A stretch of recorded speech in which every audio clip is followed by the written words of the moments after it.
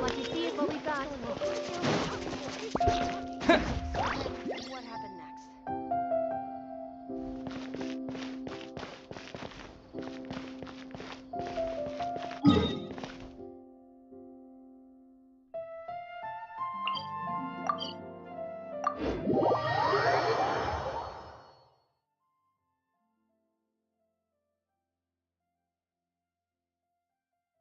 We didn't miss the Sub-Zero's festival, right?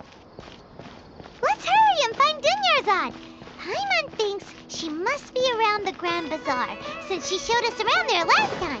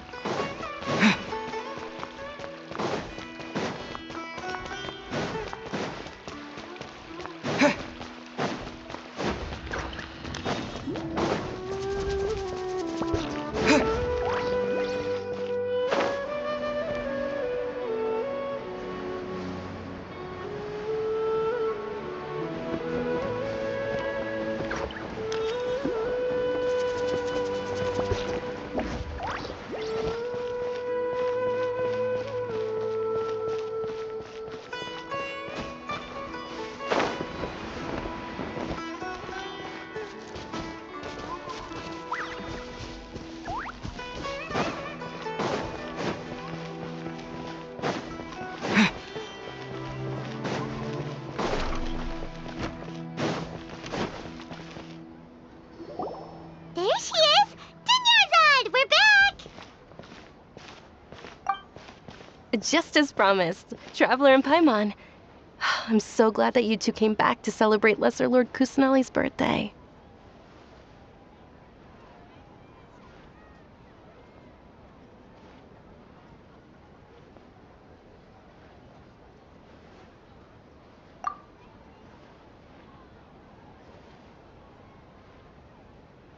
Indeed. The festival's tomorrow. We've been preparing for so long that I can't help but feel a little nervous. There's no need to be nervous. Paimon's sure that Lesser Lord Kusanali will feel everyone's gratitude. Thanks, Paimon. I hope that everyone who comes to the festival will also have a good time. Speaking of which, did you manage to make your way to Port Ormos? Discover anything over there? Of course we went. A lot of things happened there. I see. Sounds like you two had another exciting adventure. If there is another chance, I would love to join. My lady, if you went to Port Ormos in your current state, we'd both be in for a lifetime of trouble. Dia! You were eavesdropping! It's called covert protection. Keeping an ear out for what's going on around my employer is part of the job. It's all right, Dia. I merely said I would like to go. I know better than to think my body could handle it. The festival's tomorrow. I've been doing nothing but causing trouble for you. So Dia, please take some time to relax. I'll be fine. Even when you put it that way, it still doesn't feel right. Don't worry, my guardian knight. Okay, fine, but only tonight. Tomorrow's a big day, and many no-good scumbags are gonna try to take advantage of that. Oh, you two must be exhausted from your long journey back to the city. My apologies for not realizing this sooner. I've already prepared a room for you to rest. Please follow me. Whoa, you're so thoughtful. Paimon's so ready.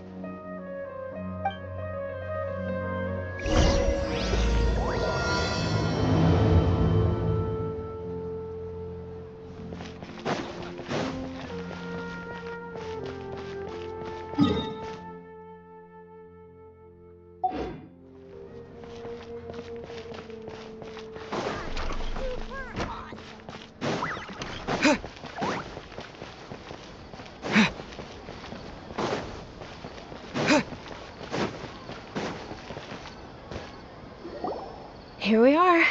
It's also fairly close to where I've been staying. It looks really nice.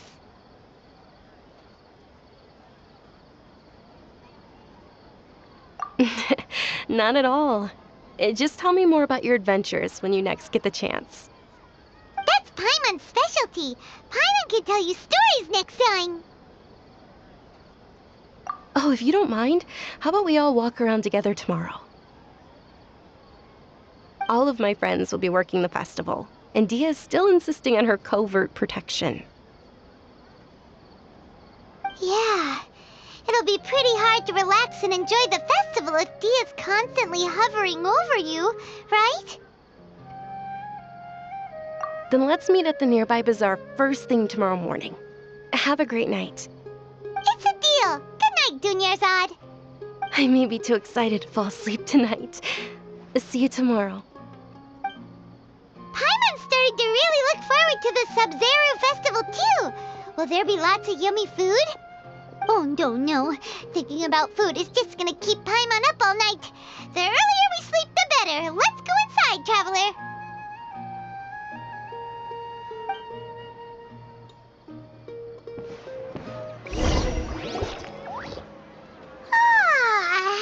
Did we oversleep? We should go meet Dunyarzad right away.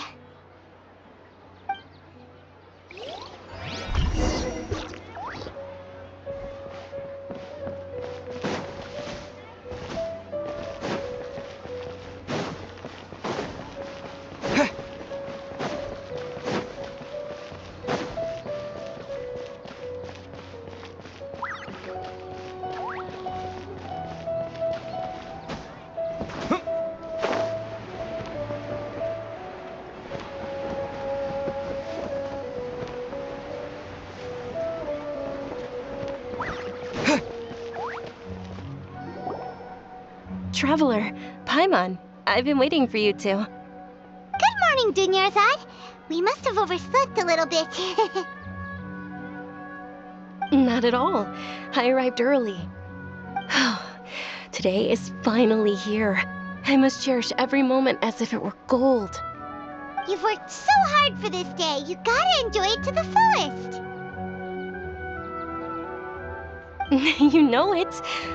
It's just that, as expected, I had some trouble falling asleep last night. I'm hoping my body won't be too much of an issue today. Well, shall we? Let's start with the stalls over there. Many vendors came out of the blue to support the event, and they insisted on covering costs themselves. Let's go give them some business. They paid for everything out of pocket? Oh, sounds like they're not in this just for the Mora. They all said that contributing to a lively festival atmosphere is more...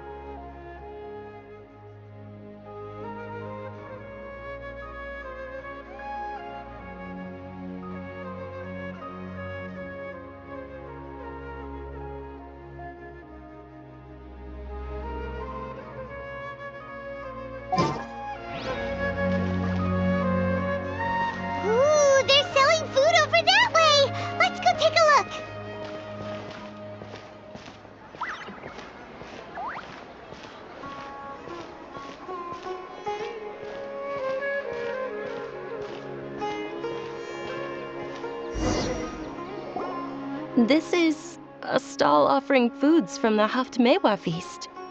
Oh, you could tell straight away. I thought most people nowadays wouldn't know. Mushrooms, flowers, and all kind of fruit? It's all vegetarian stuff. Oh, Paimon's a little disappointed. So, what's the Haftmewa feast you mentioned just now? It's another Sub-Zero's festival tradition. People used to set their tables with 7 different foods. Generally speaking, the most common selections were foods like Rukashaba mushrooms, Nilopala lotuses, Sumera roses, Sunsetias, Kapalatas, Hara fruits, and Zaytun peaches. So, the Sub-Zero festival is a vegetarian holiday? You don't have to be a vegetarian to enjoy the spread. We just use the 7 foods to symbolize the 7 virtues of the Dendro Archon. Wait, but if that's the case, if Sumero uses vegetarian food to represent the Dendro Archon,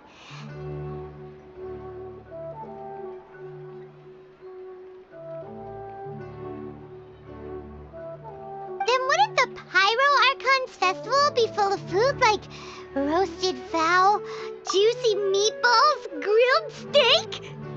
Oh, Traveler, we have to go to Natlan as soon as possible. I hope your wish comes true one day, Paimon. Thanks. All right, how about we also check out some of these other stalls?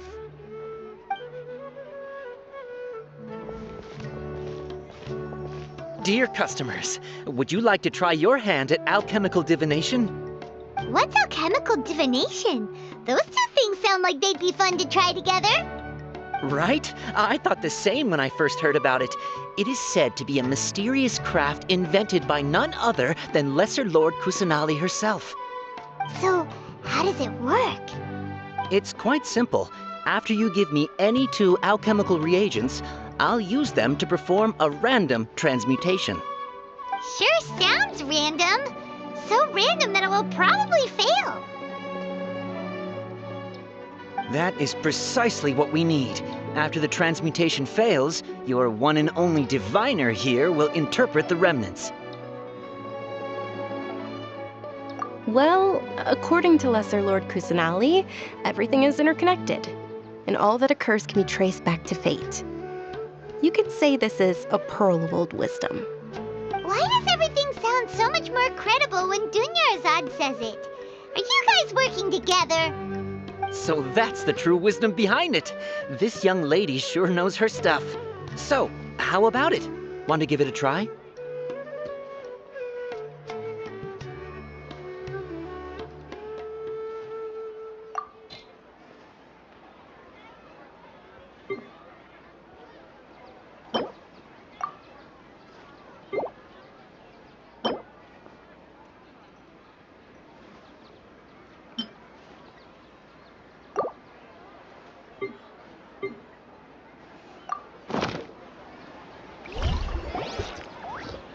Okay, one moment. It's the moon. Paimon wants to take a look too. Is it? It looks more like a pie that Paimon bit into. Generally speaking, the moon signifies... It means... Wait a moment. Is he really looking it up in a book? Oh, I remember now. It means illusions and lies. Illusions and lies? That sounds rather ominous. Yes, but this book says that if you trust your intuition and overcome your fears, the sun will surely rise. He's not even trying to hide his book anymore. Naturally, fate will only ever show you the beginning of a journey. It is up to you to forge your own ending. Oh, thank you so much. I'll keep that in mind. Oh, it's nothing. I'm just learning as I go. Guess that was still pretty interesting. Okay, on to the next stall. They say the Sub-Zero's festival was very lively a long time ago. The diviner's interpretation is the most important part of alchemical divination. I just consulted the book to make sure you got the correct message. large flower carriages used to parade through the city. As they headed towards Port Ormos, people would throw flowers, candy, and liquor all along the way. Dunyarzad's eyes are sparkling right now. I wish I could have seen that spectacle. But if you ask me, I'm sure Nilu's dance of Sub-Zeros would be just as impressive.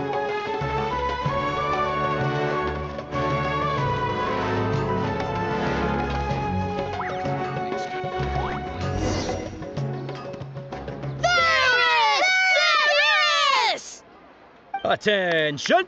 Soldiers, fall into formation if you want any Yalda candies.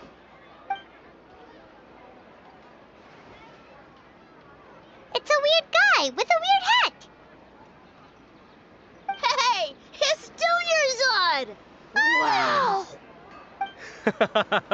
Miss Dunyarzad, the children love you even more than the Yalda candies. In the few short days it took to prepare for the Sub-Zeros festival, the children have all grown very fond of you.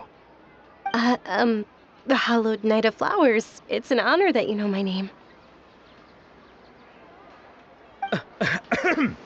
Attention! In the name of Ferris, the Knight of Flowers, I commend you on your contributions to the glorious Sub-Zeros festival. All right, little soldiers. Take your Yalda candies and don't forget your loyalty to Lesser Lord Kusanali. Dismissed! Yes, Knight Ferris! Just what is going on here? Ferris, the Knight of Flowers, is another Sub-Zeros festival icon, and one immensely popular with children. In the past, the actor portraying Ferris would also sit on a flower carriage. It's all thanks to Miss Dunyarzad's sponsorship that the children can make such wonderful memories today. As are we to you, Vihar. Oh, not at all. Oh, speaking of tradition, do you want some Yalda candies? They're a festival staple, and I happen to have some boxes readied here. Take a look and pick whichever one you want. Whichever one. Don't these boxes all look the same? That is the fun part. Each box contains a random flavor. It's up to the luck of the draw. Flavors include lavender melon, hara fruit, sunsetia. Ooh, those all sound pretty good. And there's also lizard tail and oni kabuto. Huh? What's up with those two flavors? Oni Kabuto is a little spicier than Lizard Tail. Dunyarzad, you tried them before? Traveler, help Paimon pick one. Paimon wants the Sunsetia flavor. It's all right. Paimon believes in you. I also believe in your intuition. Great! These boxes of candy are numbered 1 to 5 from left to right. Which one do you want?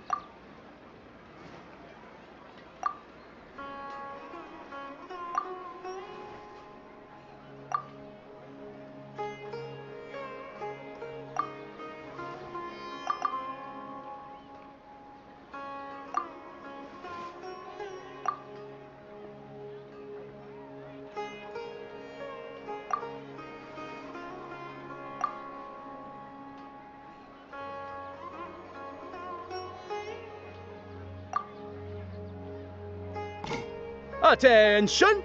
That's unfortunately Lizard Tail. Oh, Paimon thought you survived so many epic battles because you had incredible luck. But looks like Paimon was wrong. The Sunsetia flavored candy was in box number 4. How about this? The most important thing is that everyone has a good time at the festival. So please, take both boxes. Really? Thanks a lot, Knight of Candies. It's Knight of Flowers, not Knight of Candies. Paimon really wilted the carriageless night of flowers. They all basically sound the same. We got our candy, so let's keep going. Oh, actually, I just remembered that I left something behind. Since you're here, can you come with me to get it?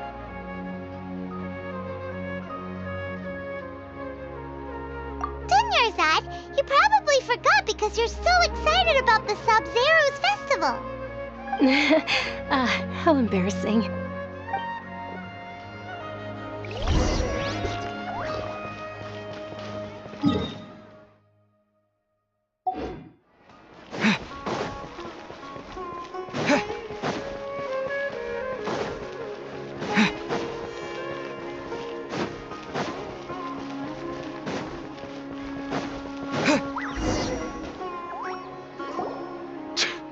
We're too late.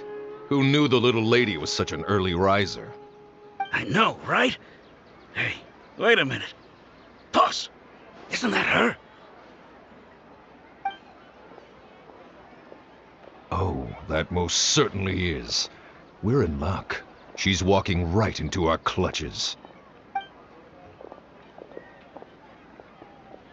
Those Eremites don't look like they're up to any good. Who are you?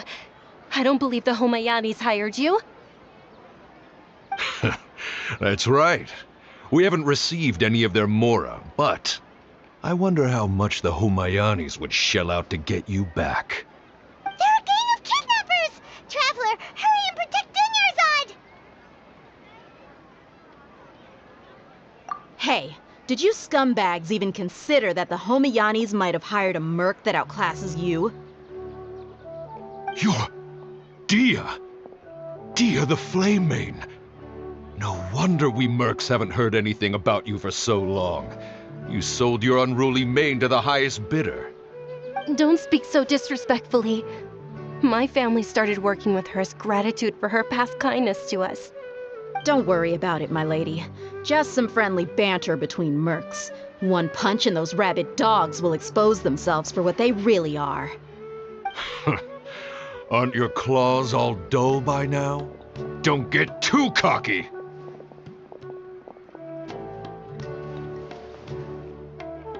Traveler, take Miss Dunyarzad to a safe location. No, we're gonna stay and help. There's too many of them.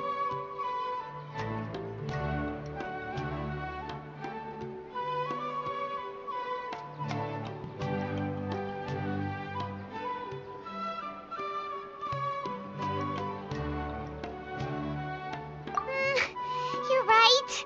All right, fine. Please be careful, Dia. Don't waste your time worrying about me. This is my job. Look out for yourself. After I've wiped the floor with them, I'll go find you all.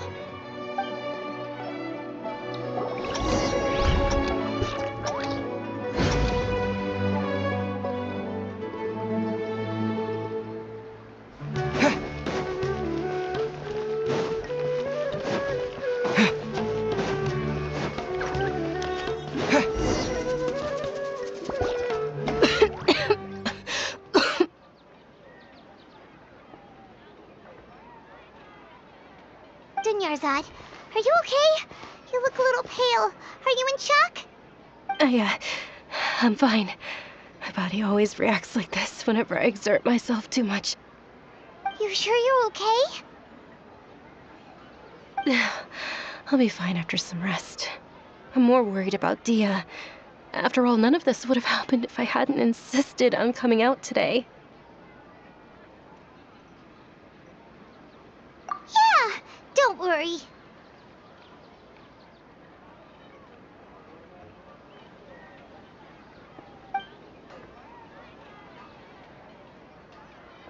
My lady, Traveler, found ya. Dia! You took care of them so fast! Any more of them? Or rather, did anyone follow you? Dia, your arm! Oh, this? I'm fine. It's just a scratch. Normally they wouldn't have been able to land a hit on me at all, but I'm still getting used to this new greatsword. Please, let me take a closer look. Come on, it's nothing. Us mercs aren't as fragile as you think. Hold on, you said something about a new greatsword. What happened to the one you were using before? About that. Well, I sold it, 'cause I was low on Mora. Stuff like this happens every now and then. It can't be. The anonymous donation that was used for the venue's final round of preparations?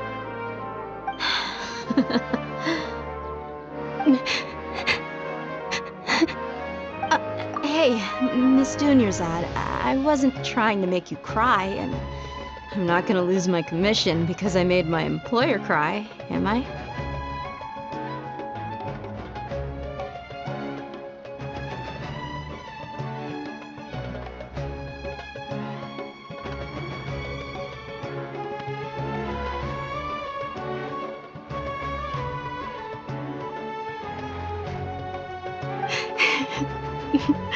Okay, making your employer cry won't affect your commission, but selling your weapon without permission and getting hurt? I'll have to reevaluate your performance.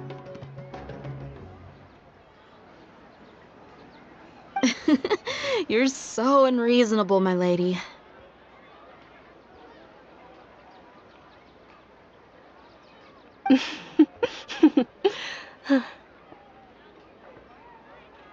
Thank you very much, Dia.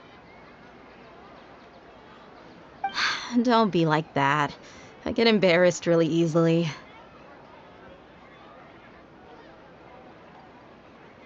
Are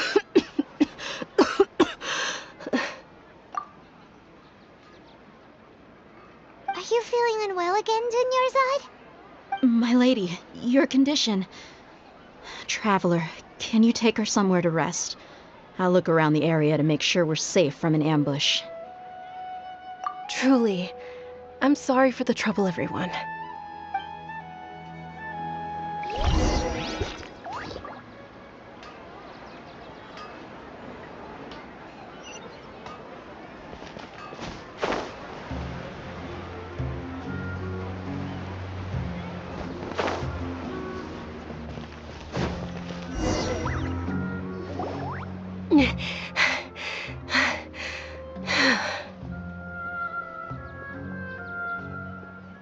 Are you feeling better, Dunyarzad? Yes, much better. Just give me a few moments and I'll be good to go.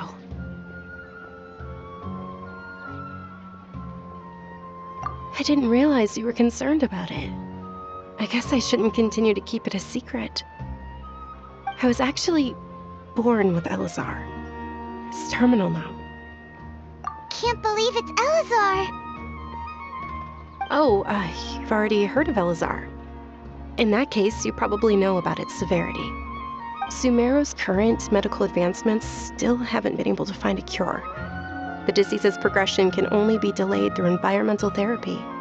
Dunyarzad. There's no need to be sad. I've always lived with Elazar and I came to terms with it a long time ago.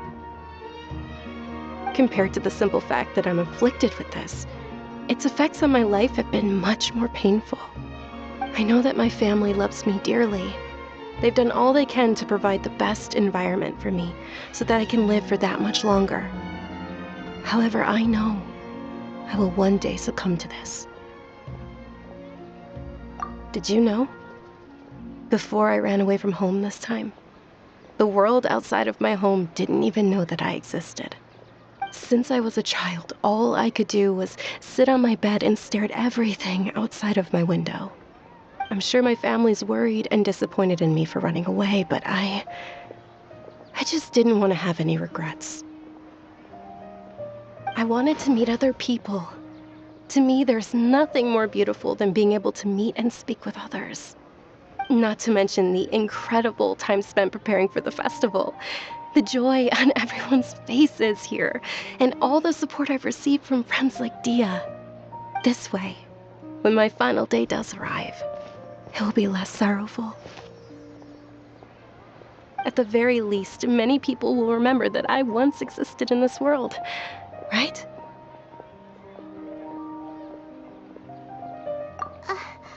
As long as you don't forget Paimon.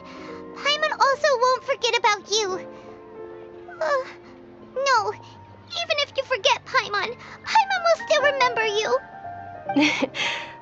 Thank you two so much.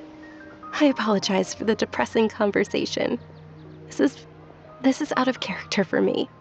To be honest, Lesser Lord Kusanali gave me the courage to do all of this. If it weren't for her encouragement, I wouldn't have taken that first step. Thanks. There will always be frustrations in life, but I know that the point of living is not to leave behind any regrets.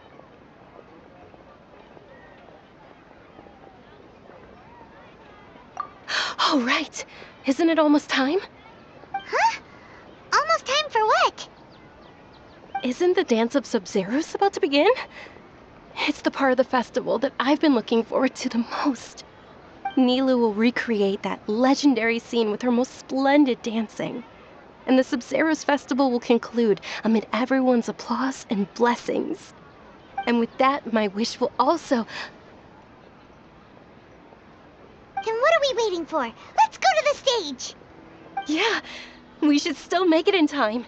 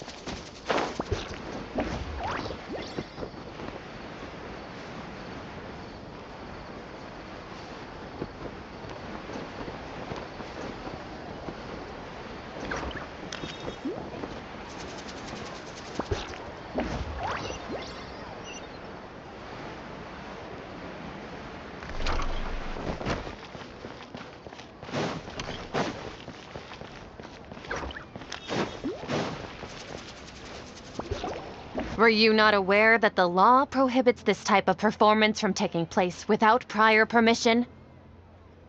Over there! Someone's yelling at Nilu! I think I just saw the Academia's Grand Sage. Why is he here in person? But the Dance of Sub-Zeros is one of the key parts of the Sub-Zeros festival. If we can't perform it... The Sub-Zeros Festival. The law also prohibits the private hosting of large-scale religious festivals.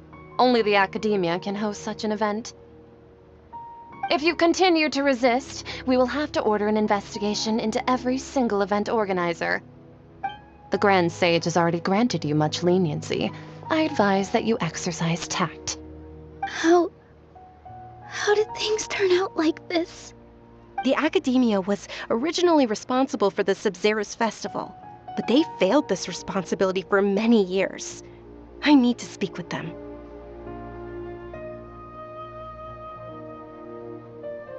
This is a hard pill to swallow, but you're right.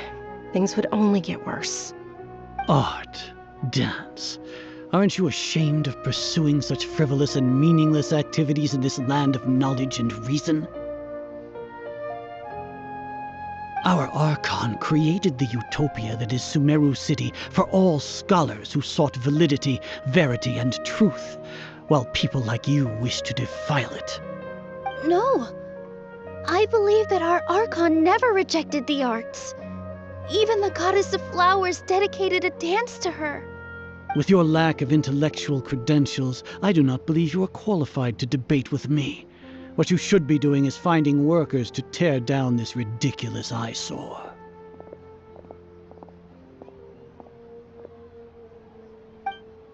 When we return, have the scribe draft an ordinance before the next Nyargarbaha Day that prohibits public art performances. We will announce it to the public later via the Akasha. Understood. I will inform him when I return. The Sub-Zeru's festival. Go celebrate the birth of that god to your heart's content. Nilu, are you okay? Oh, Dunyarzad. You all saw that just now? The Grand Sage ordered us to stop the performance. Yeah. Let's go somewhere the Academia can't find us and perform there. But how do we let everyone know? And what about the atmosphere on the stage? Or we could get people to block them off so they can't interrupt the performance. No. They just threatened to investigate the organizers. If we were caught... Nilu, it's all right. Don't worry about it. But you've been looking forward to the Dance of Sub-Zero so much. And I know how important this festival is to you. I don't want you to have any regrets. It's okay. Seeing you care this much about my feelings is more than enough. It would be too risky to continue the Sub-Zero's festival at this point. I don't want to get everyone in trouble. If you say so. But you can sneak out for the next Sub-Zero's festival, right? We'll make sure the next one is a smashing success. The next one. Yes. Okay. It's a promise. It will be a smashing success. I can't believe this is how things turned out. Those heartless geezers. It really is okay. There's nothing we can do about it. Still, I'd be lying if I said I had no regrets. I would have loved to see Nilu's dance.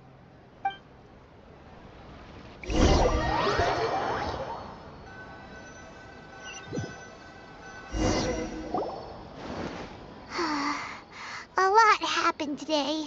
It's a shame the festival ended the way it did. Nilu and Dunyarzad promised to make the next Sub-Zero's festival a success, but Dunyarzad is running out of time.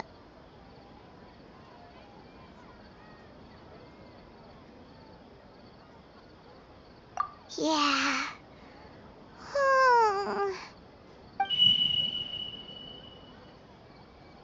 All connections have been secured to construct the most stable framework possible.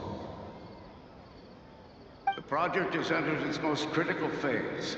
Power has begun to flow from...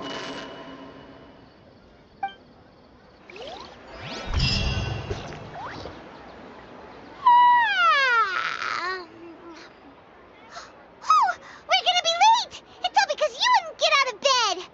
We should go meet Dunyarzad right away!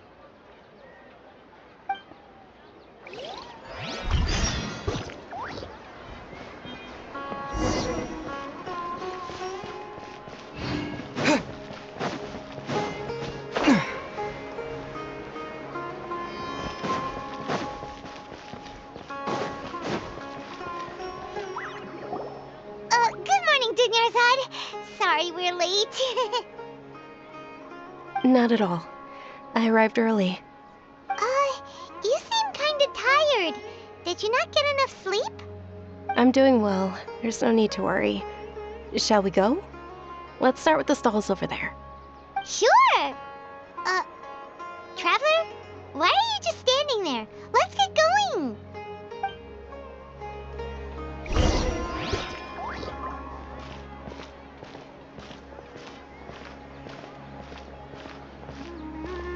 Ooh, they're selling food over that way! Let's go take a look!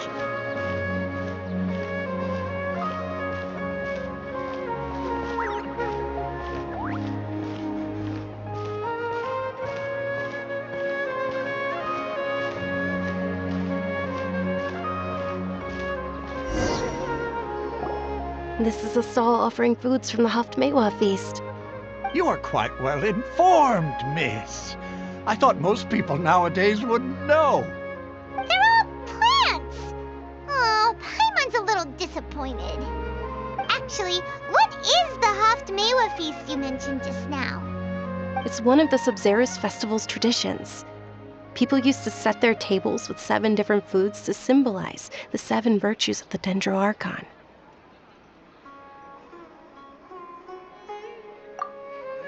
Remnants appear to be in the form of the moon. Really? Paimon thought it looked like some kind of food. The moon signifies... It's escaping me for now. Wait a moment. Is he really looking it up in a book? Oh, right. It means illusions and lies. But if you trust your intuition and overcome your fears, the sun will surely rise. Understood. I'll keep that in mind. Oh, it's nothing. I'm just learning as I go. Guess that was still pretty interesting. Okay, on to the next stall.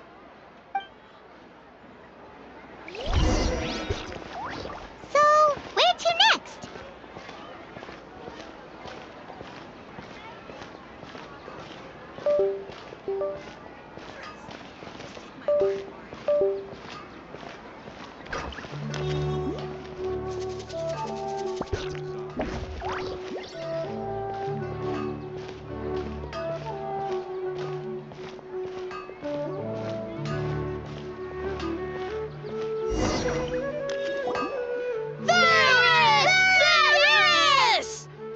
All right, soldiers. Now that you have your Yalda candies, don't forget your loyalty to Lesser Lord Kusanali. Dismissed. Yes, Knight Varys! What's going on? Is this a play? Ferris, the Knight of Flowers, is another Sabzerus festival icon and one immensely popular with children. It's all thanks to Miss Dunyarzad's sponsorship that the children can meet the Knight of Flowers. Oh, do you want some Yalda candies? I happen to have some boxes readied here. Take a look and pick whichever one you want. What's to pick? Don't these boxes all look the same? It's not that simple. Each box contains a random flavor. It's up to the luck of the draw. Flavors include lavender melon, hara fruit, sunsetia. Ooh, how interesting. And there's also lizard tail and oni kabuto. Ugh, why do those flavors even exist? Traveler, help Paimon pick one. Paimon wants to eat the sunsetia flavor. Great! These boxes of candy are numbered 1 to 5 from left to right. Which one do you want?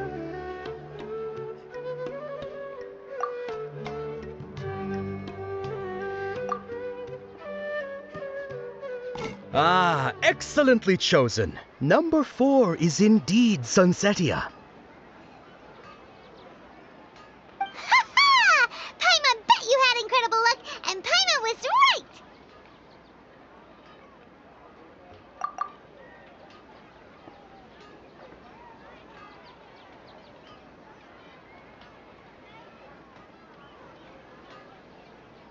Huh? How's that possible? It's obviously random. Maybe we didn't sleep very well last night. Or maybe we slept too much.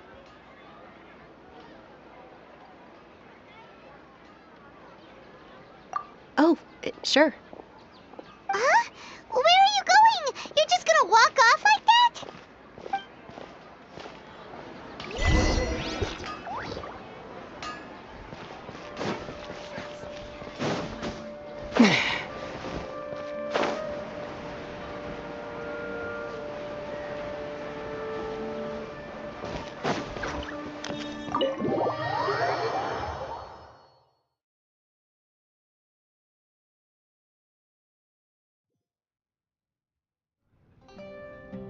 A feeling of deja vu?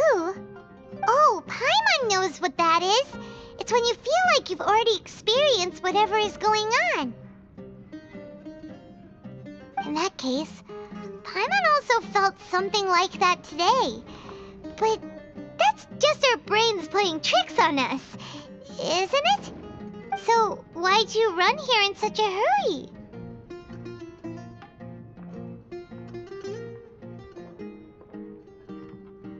So that's it!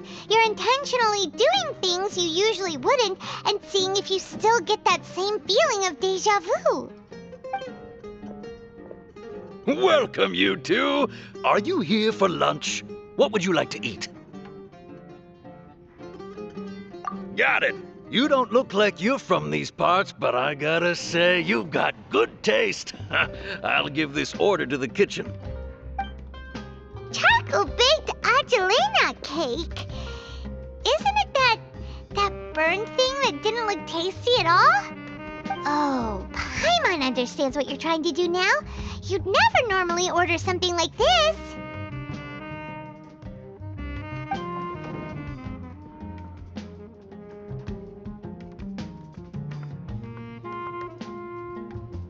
That thing? Are you really gonna eat it?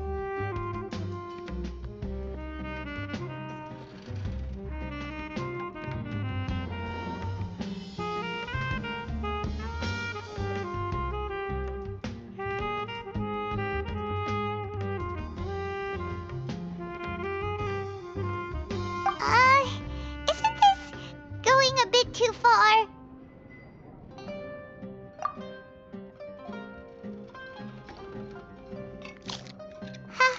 How was it? The look on your face is telling Paimon that it tasted awful.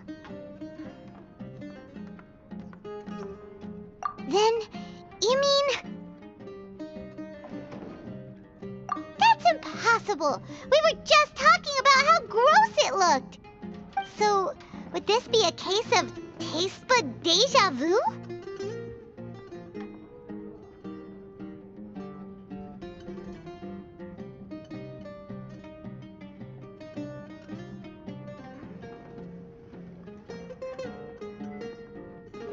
Paimon also gets the impression that we've been here many times, even though we aren't regulars. How about we go out again and try something else?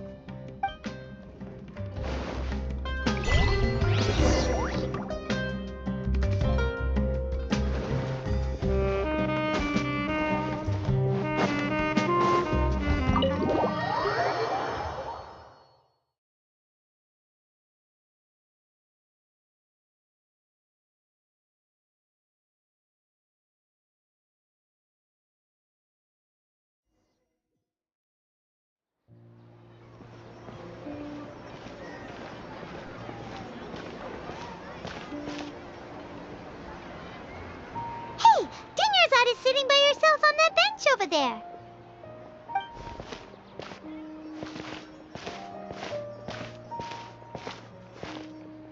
What a coincidence, Dunyarzad.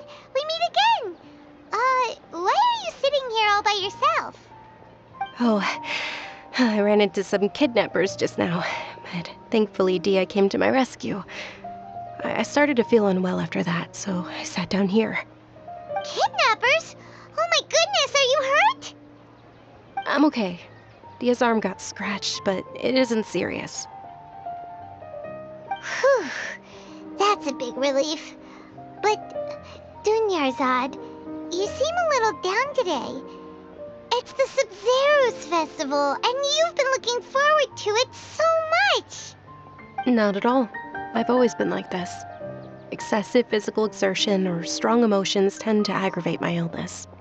Besides, no matter how amazing today may be, it is but a single day. After however many more days, my time will come to an end.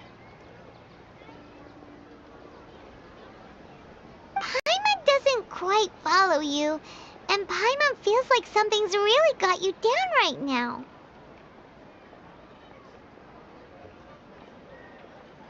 It really is fine. I don't mind.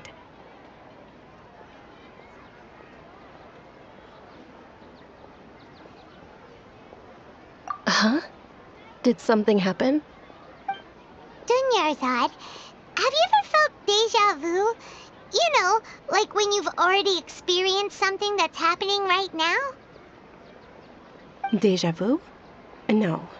But my days have been the same for years now. Even if I were feeling deja vu, I suppose I would already be used to it. Oh, Paimon sees. Then, is it only the two of us? It's almost time. Huh? Time for what? Nilou's Dance of Sub-Zerus is about to begin. Let's go.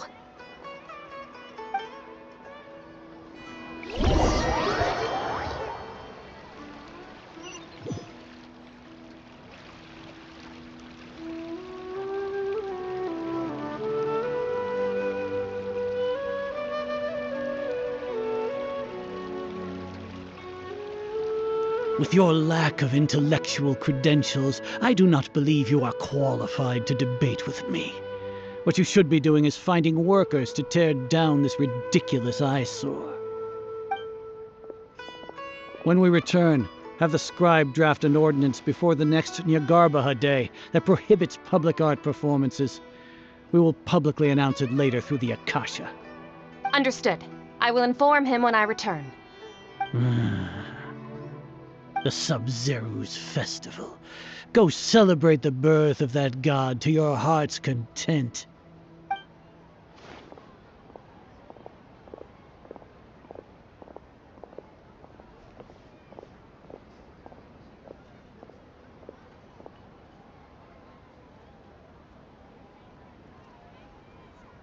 Nilou, are you okay? Oh, Dunyarzad. The Grand Sage ordered us to stop the performance. It's okay. There's nothing we can do about it. But you've been really looking forward to this. I don't want you to have any regrets. It truly is unfortunate, but I don't want to cause trouble for anyone. Didn't the Grand Sage say that he might investigate the organizers? True, but... well, okay. I'll just have to try again next year. The next festival. I probably won't be around by then. Wait, what did you just say? No, nothing. I'll be heading back to rest. Thank you for your help, everyone. Paimon can't believe what those heartless geezers did!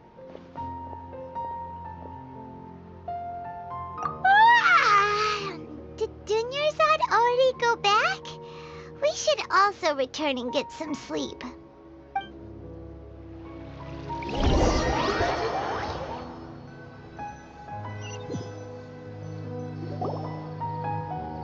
So, in the end, you still couldn't figure out what that deja vu feeling was all about? Maybe it really was because of exhaustion.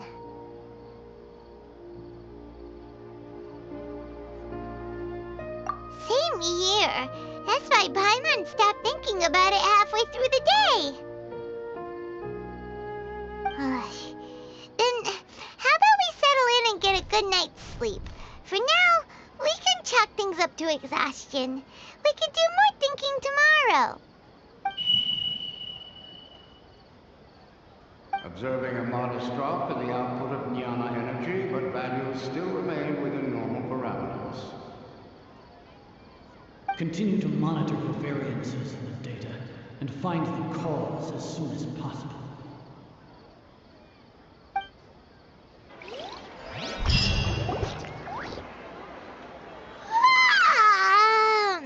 Why does Paimon feel so tired after so much sleep?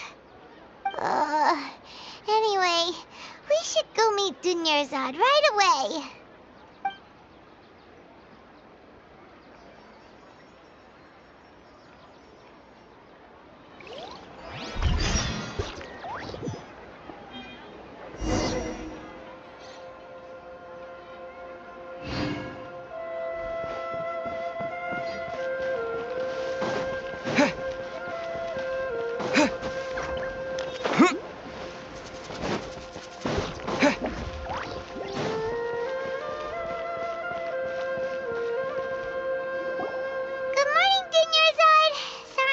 you waiting.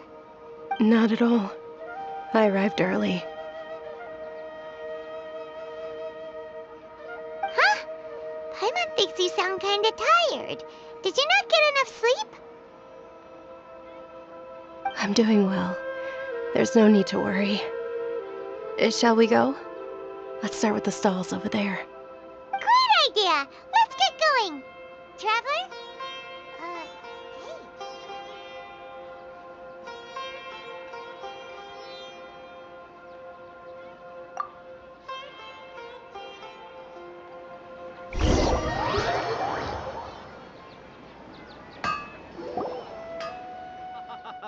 It's all thanks to Miss Dunyarzad's sponsorship that the children can enjoy the Sabzeruz festival.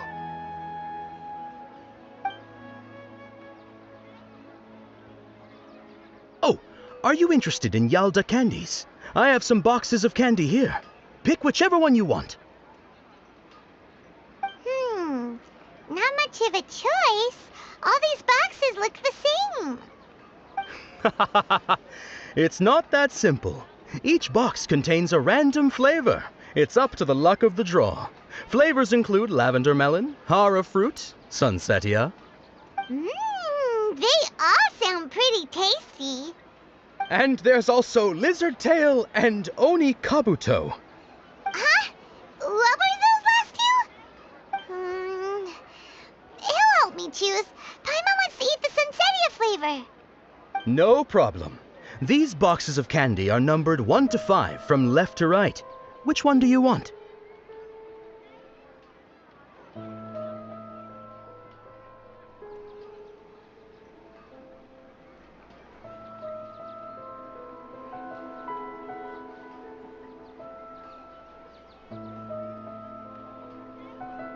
Oh, I like your confidence. No hesitation at all.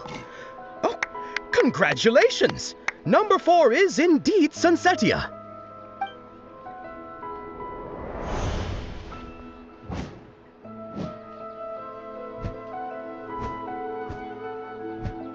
Ha! Paimon knew he always had incredible luck.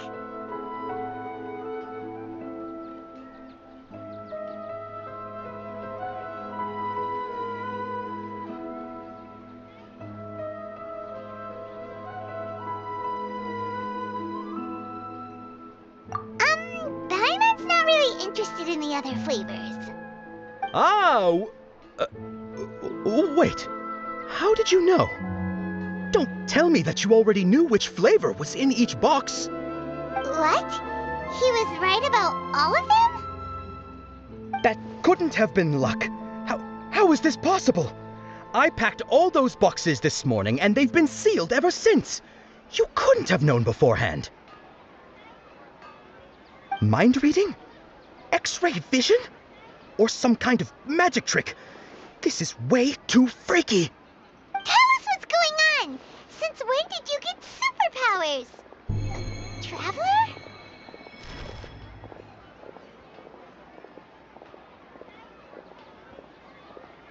Hey, where are you going?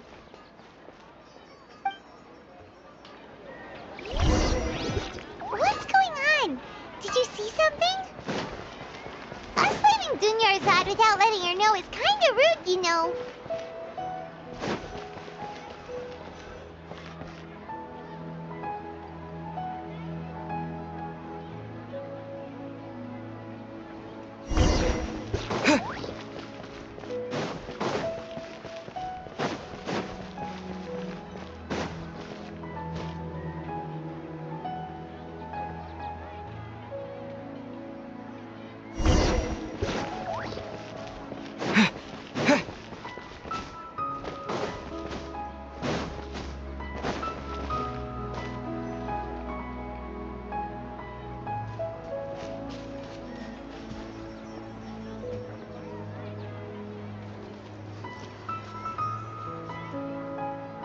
What are you looking for? Why did we come here?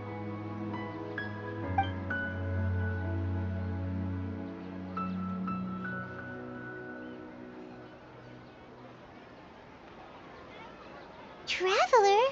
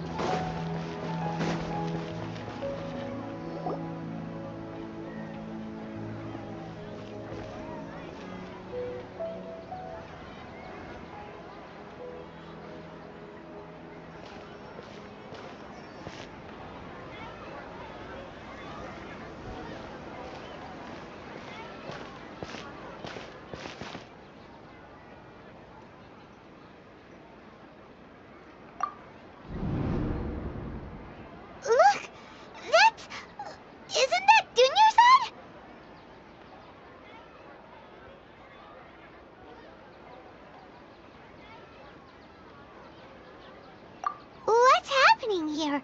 Why are there 2 Dunyarzades? You already know that this isn't your first Sub-Zero's festival, don't you?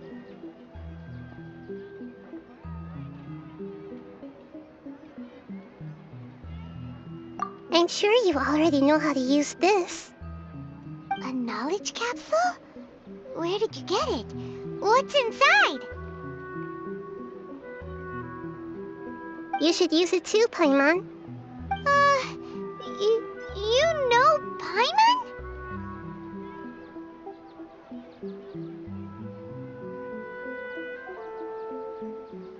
Well, this seems kinda sketchy, but Paimon feels like this is what we should do.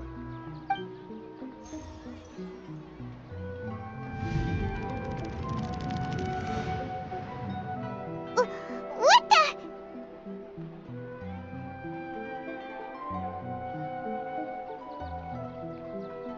This is our 20th time at the Sub-Zero's festival? Huh? No. The 30th? 40th? Just how many times have we been to the Sub-Zero's festival? Have we been trapped in a single day? If it weren't for you, we wouldn't have even realized. What the heck was inside that knowledge capsule? Your memories are still scrambled? Try your best to remember. This isn't the first time we've met, and I answered that question a long time ago. Let Paimon think. Oh, it's coming back. Meeting you was the real catalyst for restoring our memories, and the knowledge capsule was just your means of showing our minds the way. What about everyone else? Why are you only helping the 2 of us?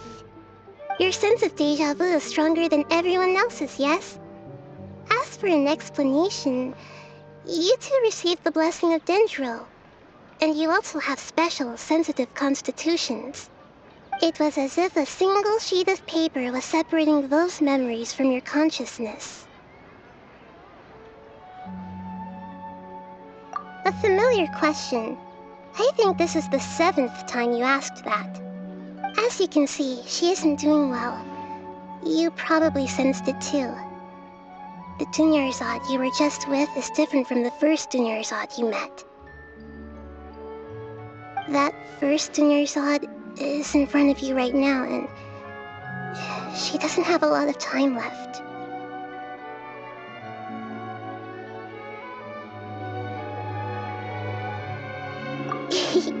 Looks like you're almost done sorting out your brain. Oh yeah, I'm Nahida.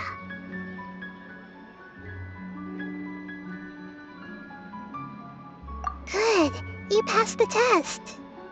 What's happening?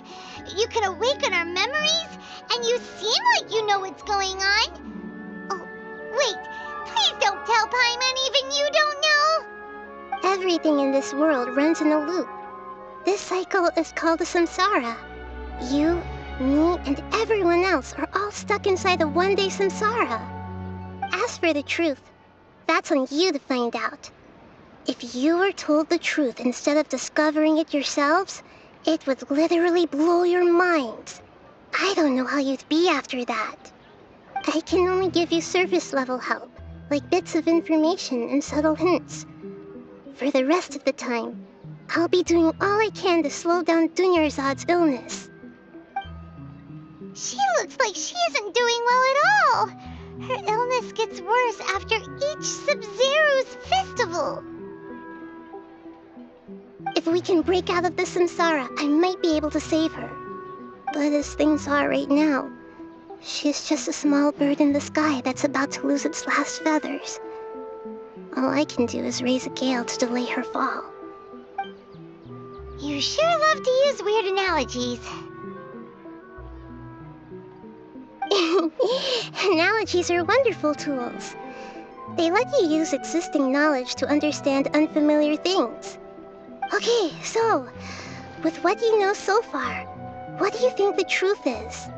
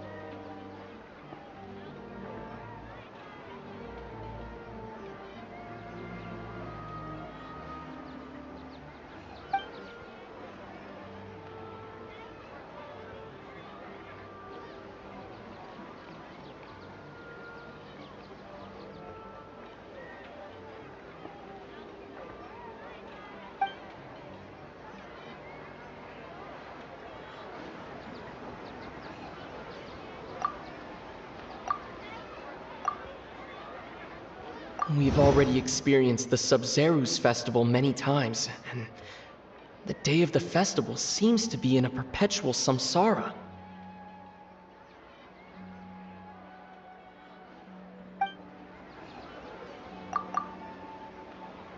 The Grand Sage said, "Go celebrate the birth of that god to your heart's content." Did he mean something more?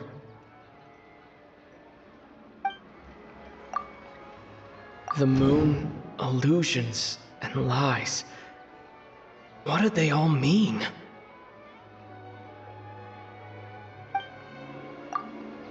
What's happening right now seems to have happened before. This feeling has been getting stronger and stronger.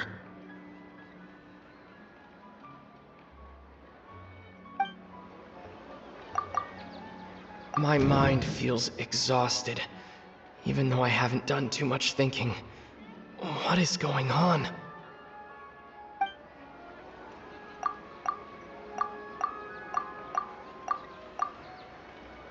The Grand Sage said, "Go celebrate the birth of that god to your heart's content." Did he mean something more?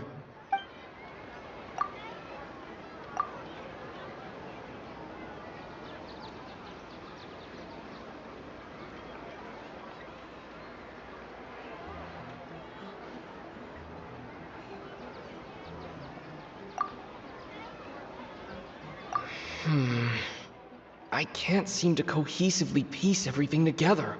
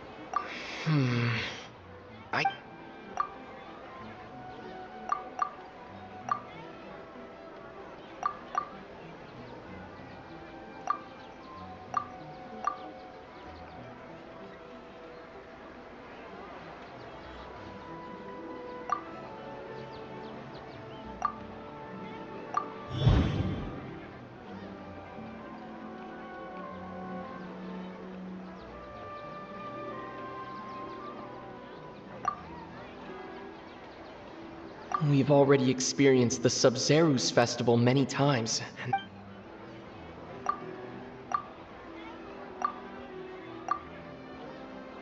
that should be it. The flow of time is endlessly cycling within one single day.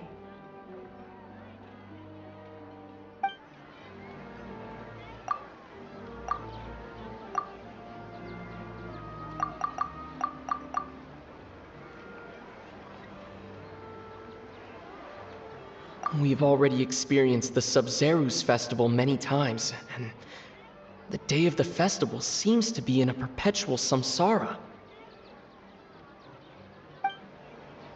We've already experienced the Sub-Zeru's That should be it. The flow of time is endlessly cycling within one single day.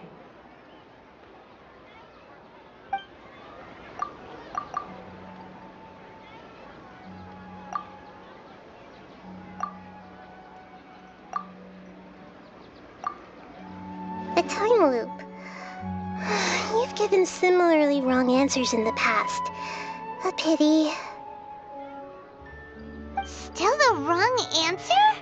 Paimon thought that made a lot of sense. It feels like time's just repeating itself.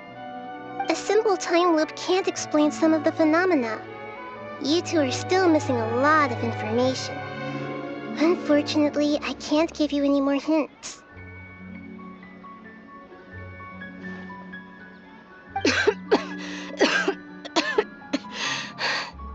Dunyarzad! The Sub-Zeru's festival is happening every day, but that doesn't mean we can waste an infinite amount of them. Hurry and find the truth before today's festival ends.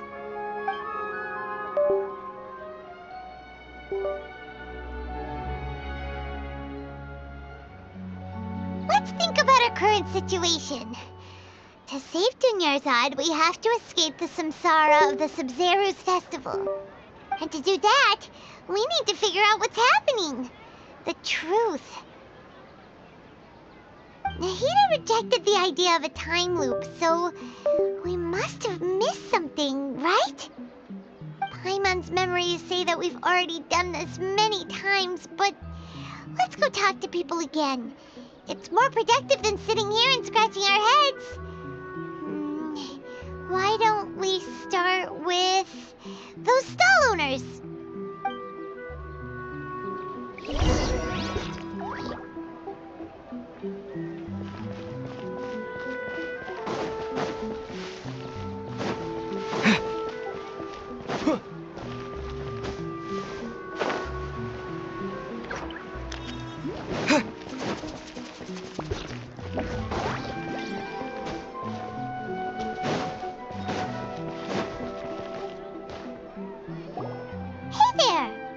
Hey, it's you guys again. Where's your cultured friend? She's feeling a little unwell. I see. Did you come back to buy something? I guarantee the freshness of my products. I harvested them from the forest just yesterday. Huh? What brought this about? I hurried back from the forest yesterday, and I'm selling produce here today. I haven't felt anything strange. To put it another way, if you really think about it, was yesterday truly yesterday? Did you actually come back from the forest yesterday? What kind of philosophical nonsense is this? Are you two daydreaming? Didn't you know that no one dreams in Sumeru? Go somewhere else if you want to find someone to daydream with.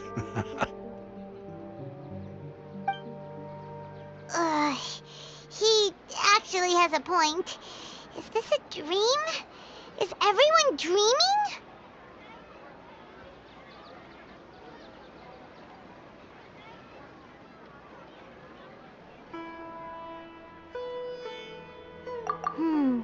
True.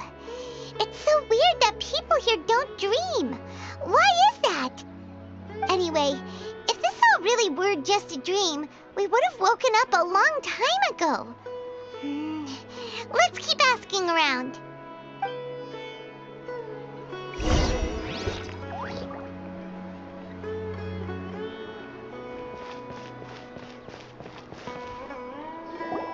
Oh, it's you two.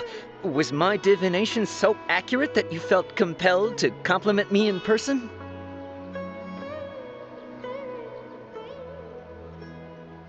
Ooh, I knew it! I told you, the god's divination is highly accurate. You just hadn't fully understood its significance yet. You're really excited about this, huh? That's exactly why we came back.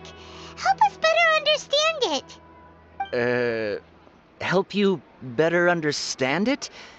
Well, that isn't exactly what I excel at. So, you're admitting that you don't have a clue? Anyway, what kind of situation did you get into?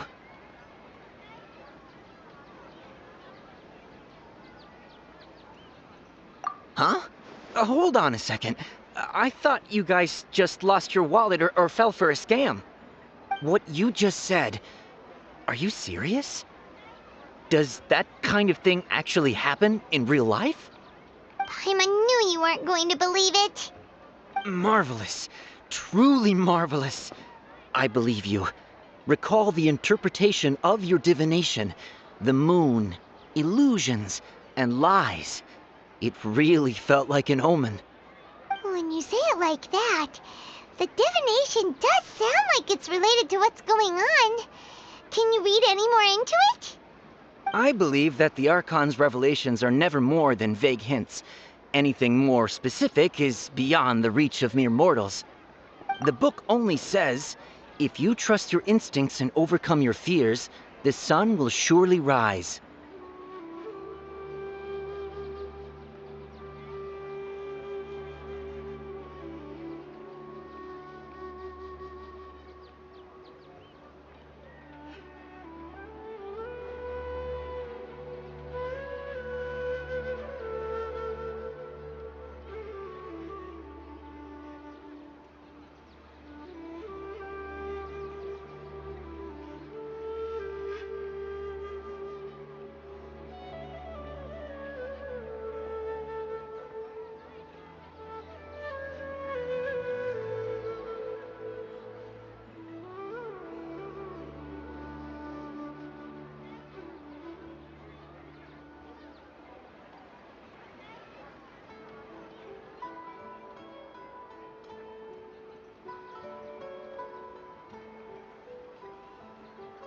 So that's how it is.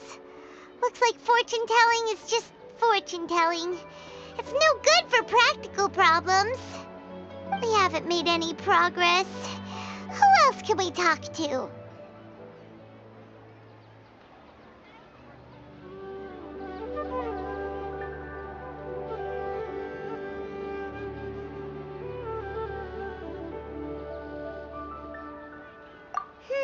Paimon remembers that we tried talking to her a couple of times, but she always thinks we're playing pranks on her. You think she'll brush us off again?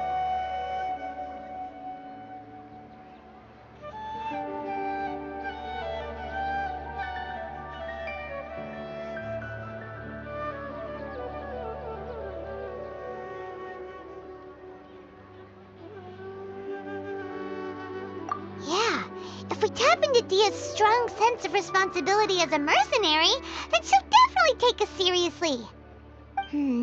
At this time of day, Dia's probably just finished beating up those kidnappers. Let's go find her.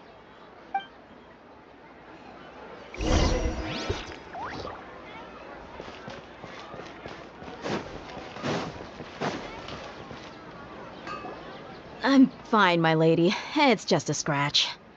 Perfect timing. Both of you are here. Paimon, Traveler, you came at just the right time. Listen, there was a dangerous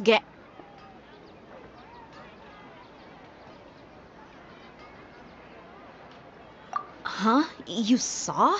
Then why didn't you jump in earlier? If someone was protecting Miss Dunyarzad, I could have went all out. Anyway, can you do something for me? You want the Traveler to take Dunyarzad somewhere to rest up while you check to see if there's still any kidnappers around. Did Paimon get that right? How did you know what I was going to say? We need to say something convincing.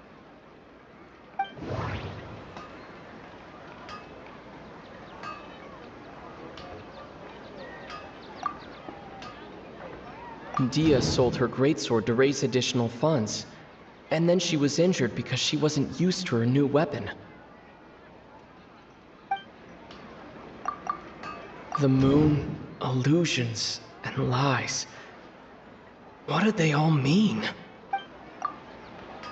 My mind feels exhausted, even though I haven't done too much thinking. What is going on? People in Sumeru don't dream. What a strange phenomenon. Dia sold her greatsword to raise additional funds, and then she was injured because she wasn't used to her new weapon.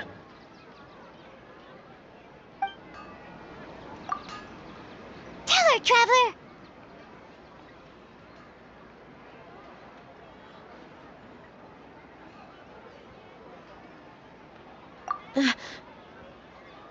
I didn't tell anyone about that. Including Miss Dunyarzad. You couldn't have known. And just now, you literally took the words right out of my mouth. What's going on? All right, so this is the situation.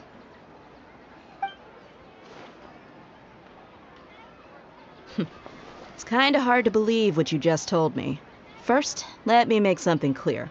Most of us desert dwellers might not be the scholarly type, but we do have basic common sense.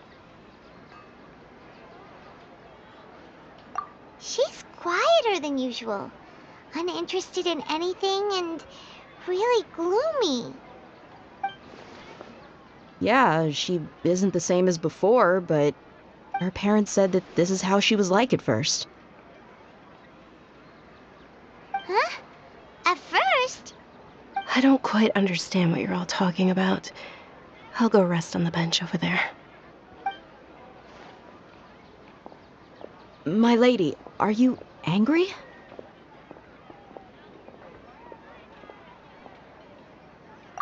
All right, I'll give you the benefit of the doubt since you knew about my greatsword. Let's make this a quick trip. Miss Dunyarzad isn't completely safe here.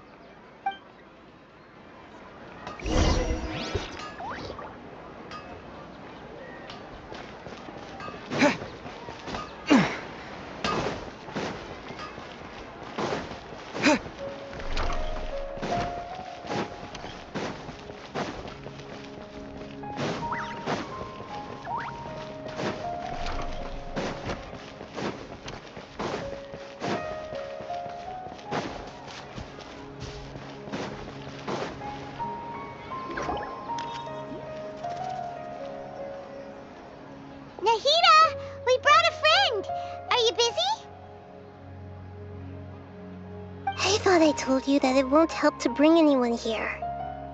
We just wanted her to see the real Dunyarzad's condition. The real Dunyarzad? Where and who are you talking to? Huh? I told you that you two are special. Other people can't see me or Miss Dunyarzad here.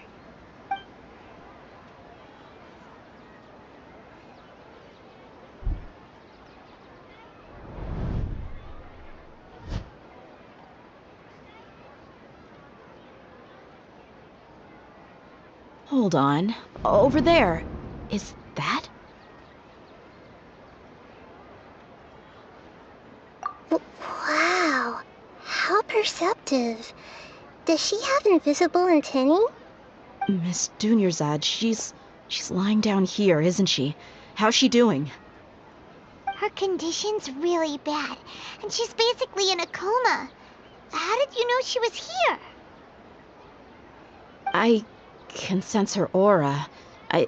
There are also lingering feelings of something like regret or disappointment. What happened? Do you believe us now? The Sub-Zero's festival has been repeating itself. So, you think the sages are behind this? Yeah, they've always been against us. Wouldn't surprise me if they're using the Akasha to intentionally repeat the Sub-Zero's festival as a sick joke. You have a point. Aside from the Dendro Archon, the Academia's sages are the only ones in Sumeru who could pull off something like this. Maybe there's more to the Akasha than we know. Right! Didn't you awaken our memories using something that looked like a knowledge capsule? That means you must know something about the Akasha! The Akasha relies on the power of a gnosis to operate, as it is the manifestation of the God of Wisdom's power. It compiles the wisdom of the entire populace, and it grants knowledge to the people. A gnosis could do that? No wonder the Akasha is so magical. It's being powered by the gnosis of Sumeru's Archon. So, this Nahida you mentioned, what did she say? She said, and Paimon quotes, "The Akasha relies on the power of a gnosis to operate, as it is the manifestation of the God of Wisdom's power. It compiles the wisdom of the entire populace, and it grants knowledge to the people." Compiles the wisdom of the entire populace and grants knowledge to the people. Wait.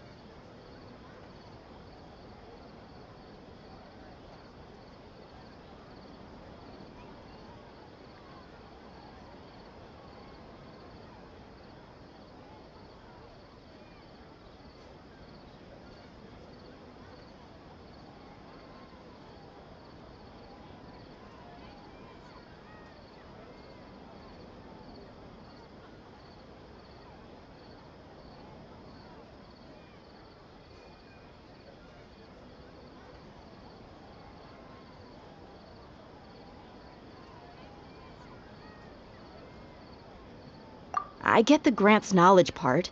That's what people have always used the Akasha for. But compiling the entire populace's wisdom? How does that work? Did she mean that the sages enter new knowledge into the Akasha?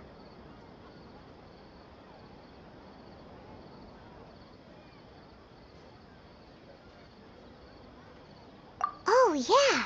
That sounds about right. What do you think?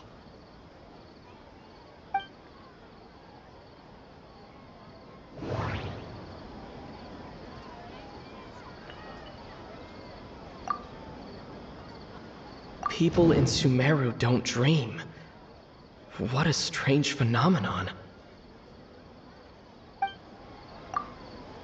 Okay, Nahida said the Akasha relies on the power of a gnosis to operate, as it is the manifestation of the God of Wisdom's power. It compiles the wisdom of the entire populace, and it grants knowledge to the people.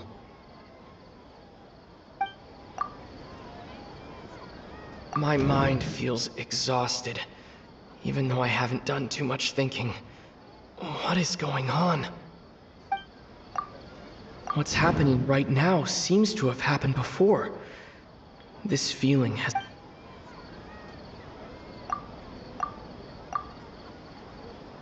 Okay, Nahida said the Akasha relies on the power of a gnosis to operate, as it is the manifestation of the God of Wisdom's power.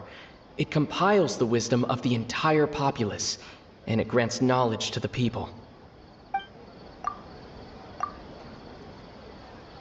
That doesn't sound right. I need to carefully think things through.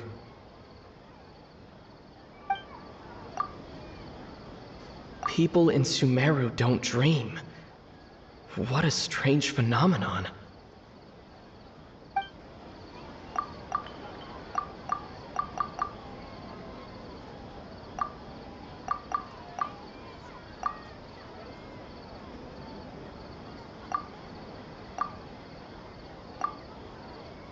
People in Sumeru don't dream. What a strange phenomenon.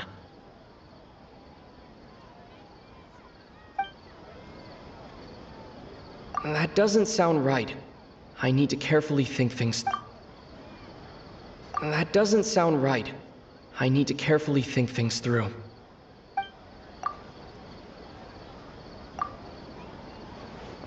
You mean the Akasha is causing our mental fatigue? Huh.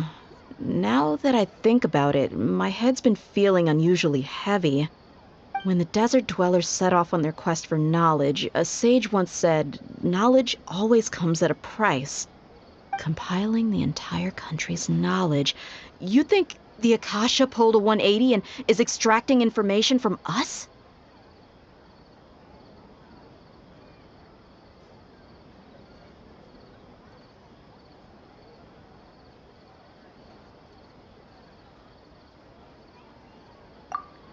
Who knows? The Akasha can put knowledge into our heads, so who's to say that it can't also poke around in there? We don't know any specifics. What's the point of doing something like that? Just think about it. If you could combine the knowledge of every single person in Sumeru, then you can basically turn Sumeru City into a single massive brain. This hive mind could make breakthroughs in problems that even the smartest geniuses can't crack. An excellent deduction. And the analogy comparing Sumeru City to a massive brain? I love it. In that case, we should take off our Akasha terminals right away. Maybe that'll solve this problem.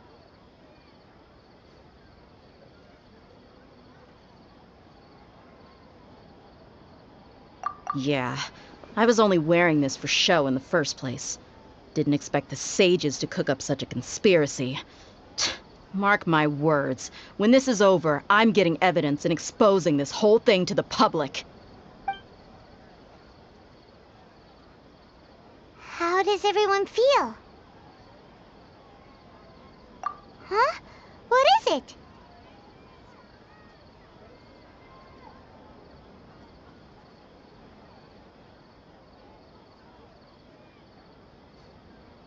Oh, that! Paimon knows what you're talking about. It's a single soft beep that sounds like it's coming from the Akasha terminal. The sound of a beep. Could it be a prompt tone for when the Akasha is operating?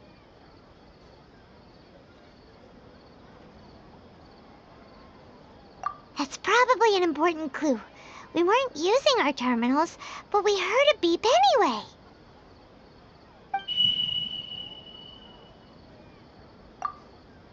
Traveler, did you hear that? I heard it too. Our ears aren't messing with us. There was definitely a beep, but it sounded like it was coming from inside my head. We took off our Akasha terminals.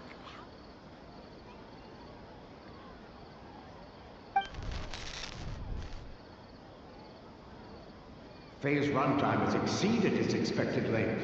At this rate, there may be casualties. But we cannot lose all of our progress.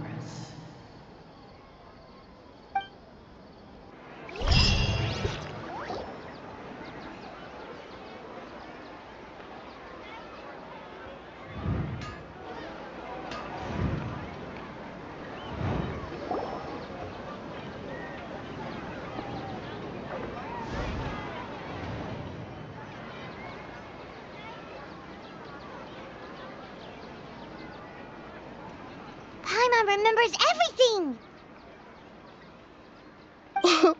Good. You adapted quickly this time. We definitely took off our Akasha terminals last night, but we still heard that beep. Why is that?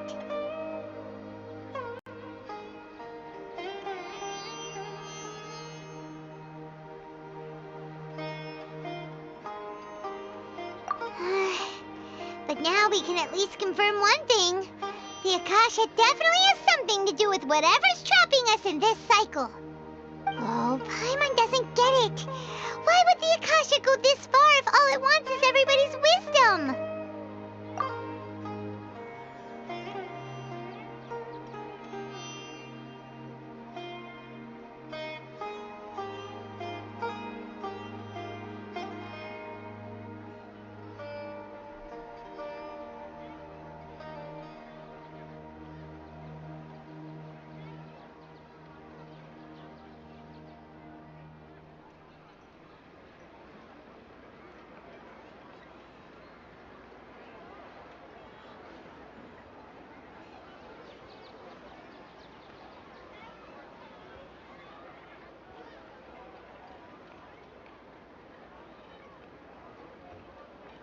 It's extremely difficult for lab rats in an experiment to understand why they're being treated the way they are.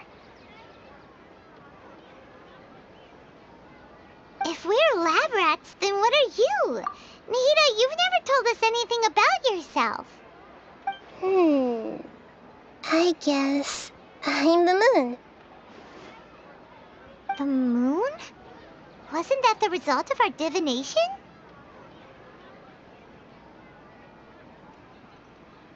Anyway, knowing who I am won't help you get closer to the truth, so you should focus on other things. Don't get distracted and miss any clues. Okay then. Dia helped us a lot yesterday, so let's go find her. If Paimon's reading the time correctly, those kidnappers should be showing up soon.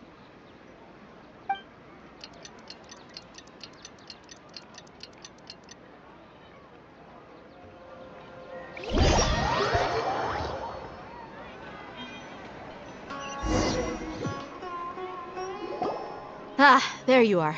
I've already taken care of those kidnappers. My lady, did you get hurt? Dia? What's wrong? Why are you both gawking at me like that? You didn't get hurt this time. Huh? What do you mean this time? Why are you so surprised that I managed to get out unscathed? Those kids were amateurs.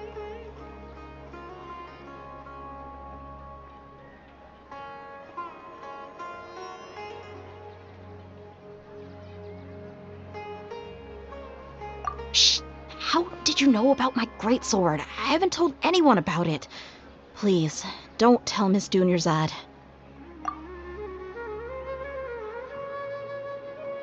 So Dia's has lost her memories after all.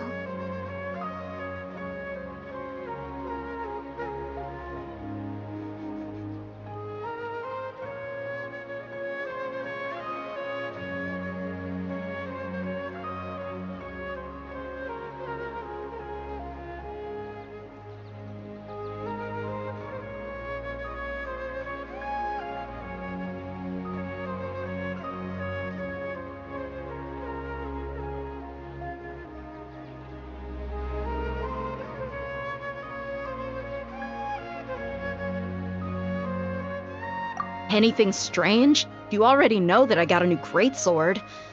If I had to say something, it's weird how such a new weapon could feel so familiar. It's as if I've already used it to fight a countless number of battles. You're saying that although you don't remember using it, your body feels like it does? That's right. Both mercenaries and warriors heavily rely on muscle memory. Only knowing the theory of battle won't get you anywhere.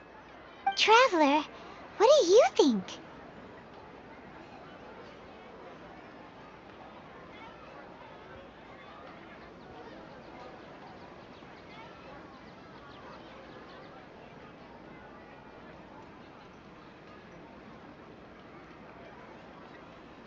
Yeah, Paimon's feeling really hopeful. Oh, you're right! Earlier in the Samsara, something like this would have never happened. I have no clue what you two are talking about, but it's still dangerous here, so... So you want us to take Dunyarzad somewhere else to rest while you check if there are still more kidnappers around, right?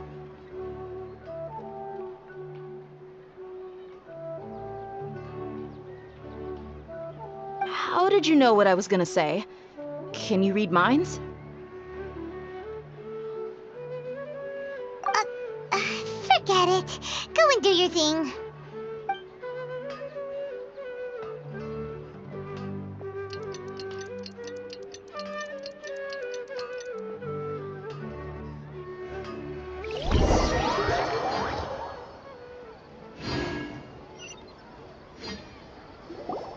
Whew.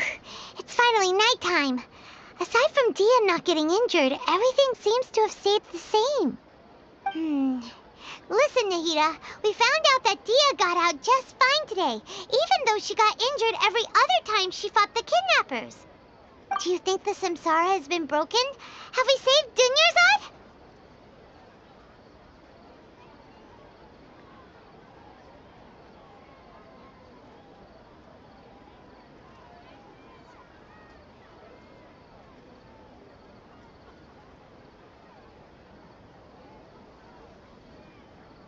Really? Good job on all that progress. Get some good sleep tonight. Hey, what kind of an answer is that? Tomorrow will come. Everyone assumes this is common knowledge, but the only way you can know that for sure is if you experience tomorrow. How many todays has it been? Is it possible that today will be followed by yesterday? Does tomorrow truly exist as anything beyond a made-up concept? It's even possible that this entire world is a lie, and the history of the whole world has just been one endless Sub-Zero's festival. Okay, no more. Paimon's brain is already shut down. That's why it makes no sense to waste your energy thinking about things you will learn tomorrow. Get some good rest. You know, use the bathroom and flush your anxiety dookie away. Huh? Hold on, what did you just say? Did Paimon hear you correctly? Huh?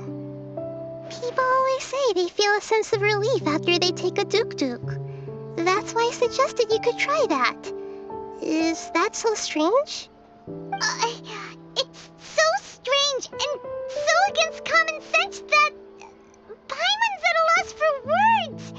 You were sounding kind of smart just a minute ago. Yeah, even though it's happy and lively at the Sub-Zero's festival every day, It feels like it's been a long time since we've really gotten to relax. Let's go back to our room. Continue the harvest. Compared to what we stand to achieve, these sacrifices are trivial.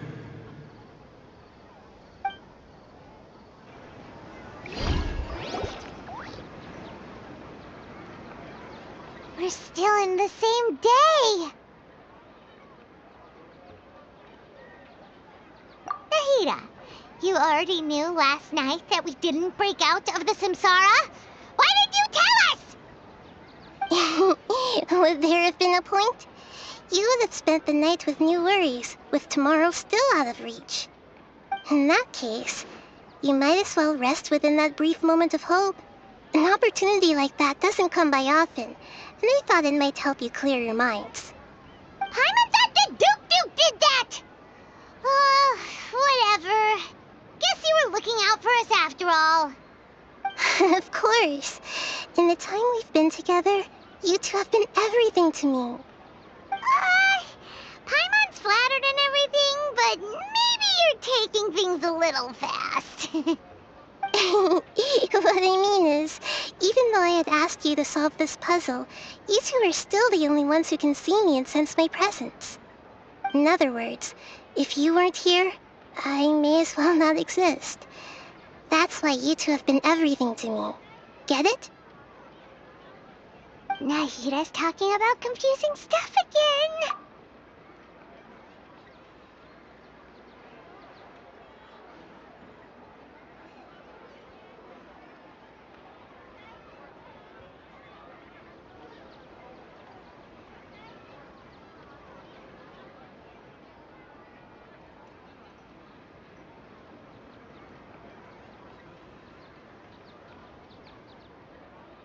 Anyway, that's enough chit-chat.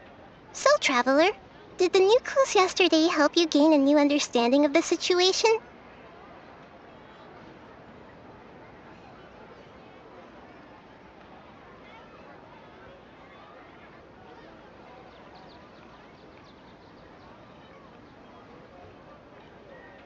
Huh? Why are you scrapping your previous theory?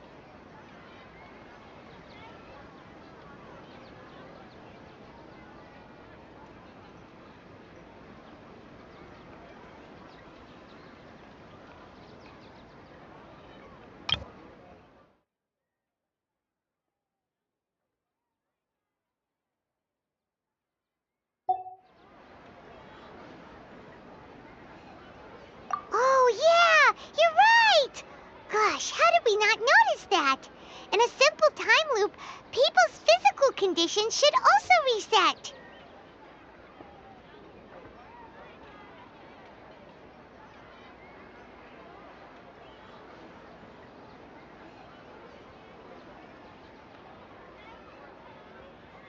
So, what's your new hypothesis?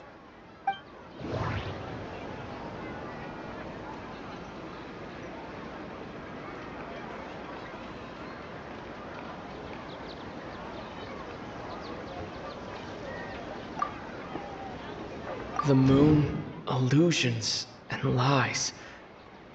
What do they all mean? Mercenaries rely heavily on muscle memory, and Dia was able to use her experiences to avoid injury in later samsara cycles.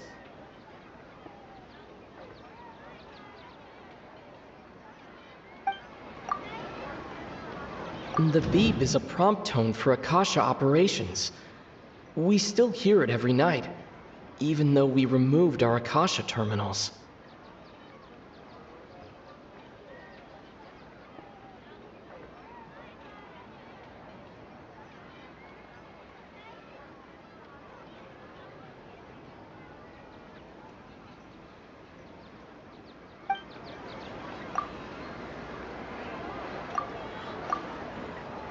We've already experienced the Sub-Zerus festival many times, and the day of the festival seems to be in a perpetual samsara.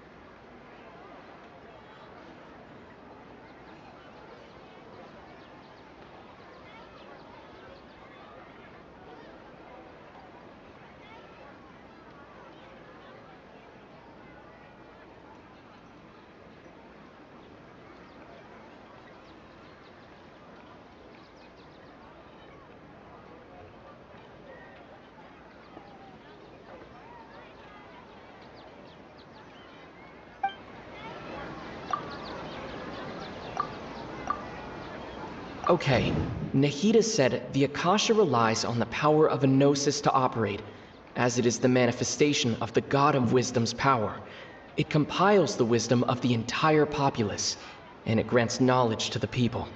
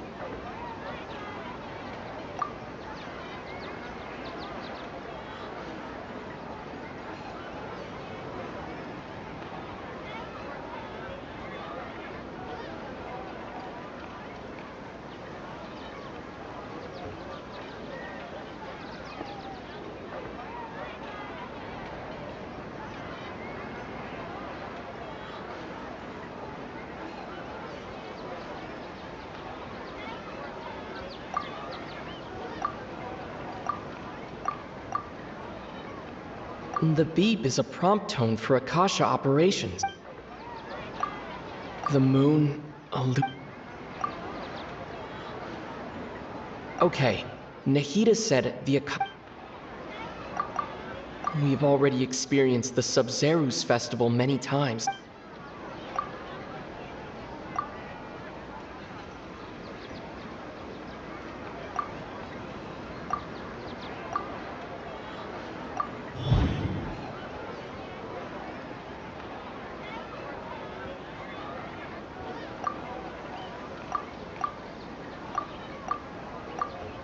If all our memories of a day are erased at the end of that day, then we would unwittingly relive the same day again and again.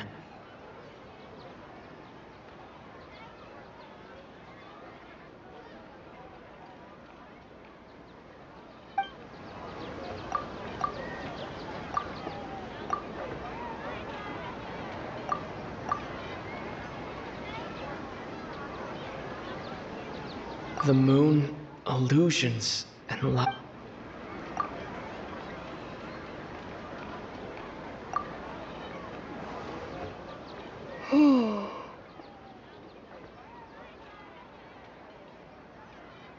Oh! Then the beep we hear every night could just be indicating the deletion of our memories. That's why when we wake up, everyone thinks the Sub-Zero's festival hasn't happened yet. It's already the next day, but everyone still thinks it's the day before. But muscle memory can't be erased. That's why Dia has been getting better at using her greatsword. Now everything makes sense. A brilliant deduction. Nahida, tell us if we're right or wrong. To put it simply, it's as if you've mistaken a pyrocrystal fly for a firefly in the night.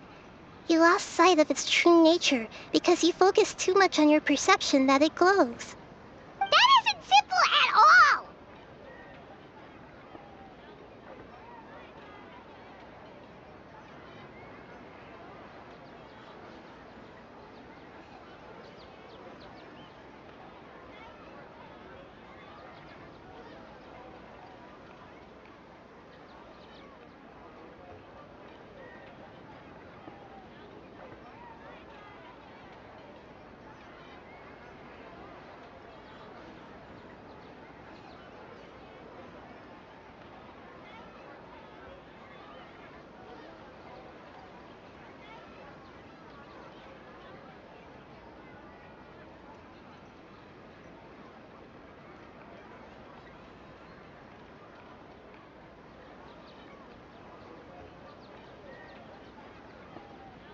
Why don't you go talk to Miss Dia again?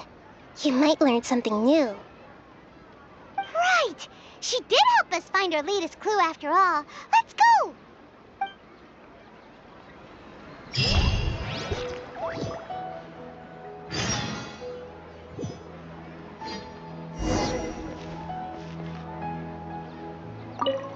We don't have many more festivals to waste. Hurry and find the truth.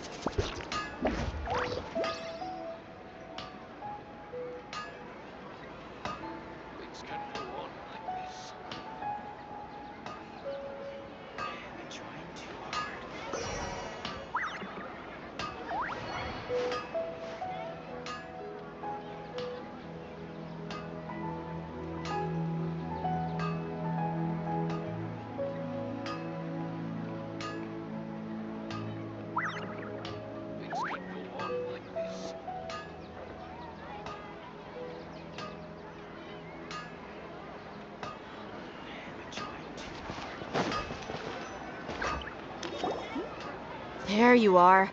Really took me a while to find you.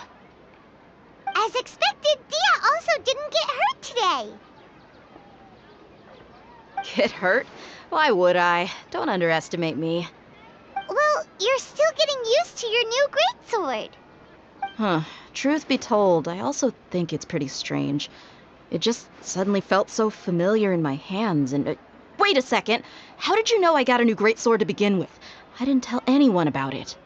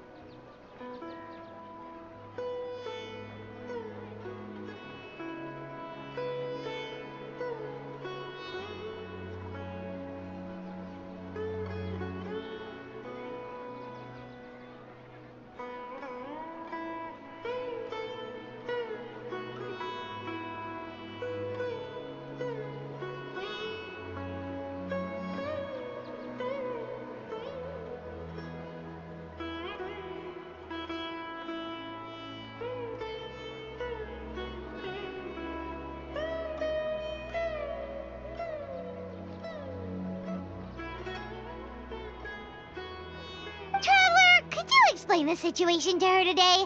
Paimon's gotten a little sick of doing it.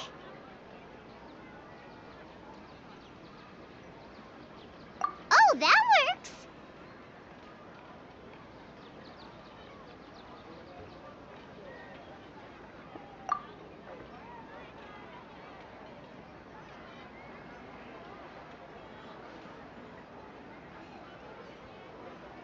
What happened to you guys while I was gone? Did you get brainwashed by some cult?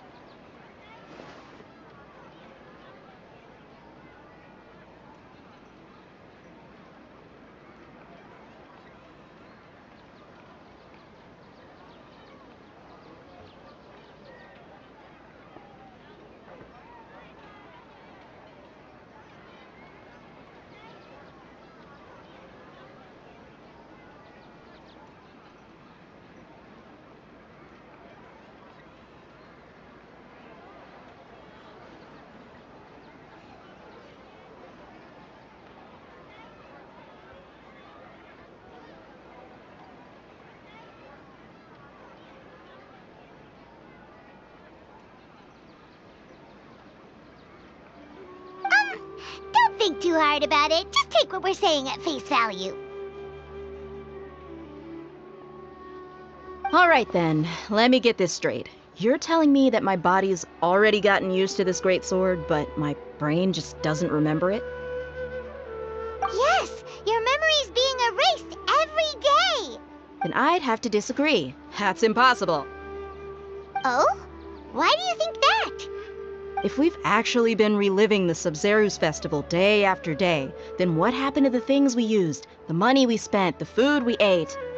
Common sense says my wallet should have emptied itself a long time ago. There's no way I wouldn't have noticed that.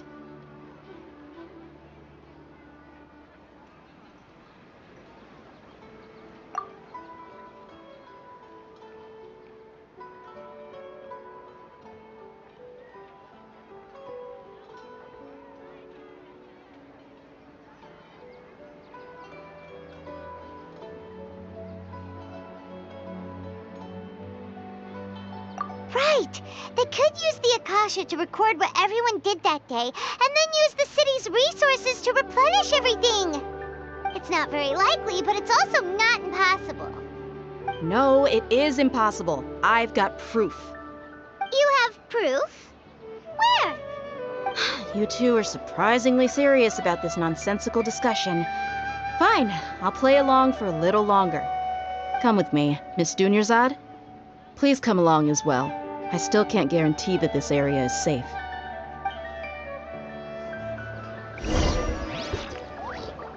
Paimon can't believe it's Dia who wants to show us something this time. 2 days ago, we were the ones taking her to see Dunyarzad.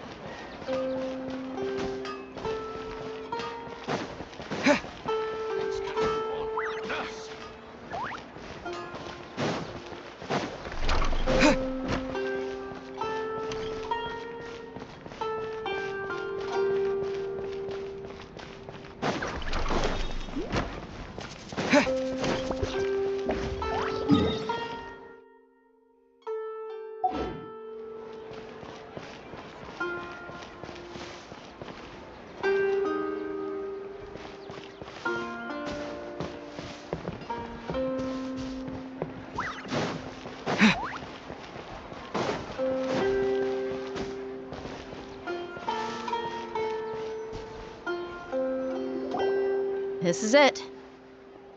Huh? This is a wooden training dummy. What about it? See those marks on the dummy? Those are the result of several days' worth of practice. Let's say the sages didn't replace it every day. Shouldn't it be hacked to pieces by now? That's true, but what if they did? Then the sages would have had to reproduce every mark I left during previous training sessions. I'm a professional fighter. My martial school has always emphasized the importance of refined control. The force, angle, and entry point of each strike is calculated and deliberate. That's why I remember every mark on the dummy, as well as my state of mind as I made each strike. It's just as they say, each swordsman has their own unique style, and even the same swordsman can't make the same cut twice. It would be impossible to copy these marks. Really impossible? What if they used some fancy machine to carve every single mark? People often say that a camera's photo can never replace an artist's painting because the former has no spirit to it. The same thing applies here. At a mere glance, I can differentiate carved marks from the results of combat training. Whew, I hope that cleared things up for you. Hey, is this that new brain-exercise game that's been super popular with the scholars lately? It's surprisingly fun. Anyway, it's getting late. I should escort Miss Dunyarzad to Nilu's stage. See you later. Well, back to square one. Is our memory deletion theory also wrong?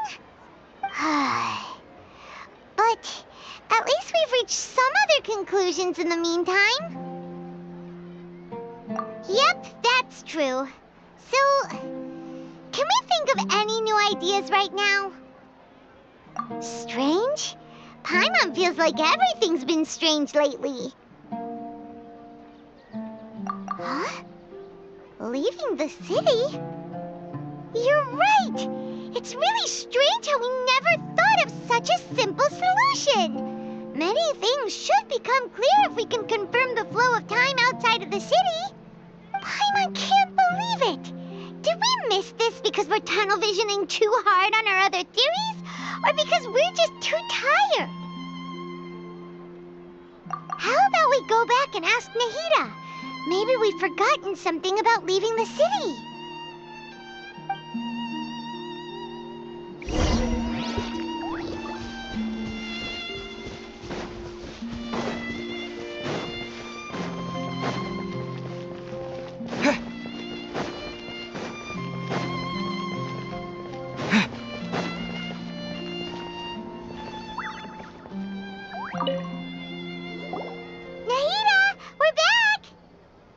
Early today.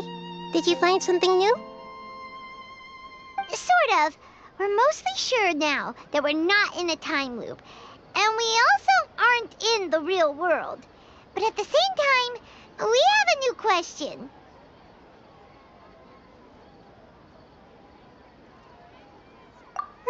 Leaving the city. As far as I remember, you've mentioned your plans to do that twice before. We did? But we don't remember anything. What happened after we talked about those plans? What did we say when we got back? Let me think. I don't think you ever actually told me what the outcome was. Oh, it's probably more accurate to say that both times you never came back the whole night. But you two sometimes stay out the entire night anyway, so at the time, I didn't think too much about it. It is true that sometimes we lose track of time during our investigations. Before we know it, it'll already be the next day. But still, neither of us remember anything about leaving town. Really? That's kinda strange. In theory, I should have already awakened all your memories.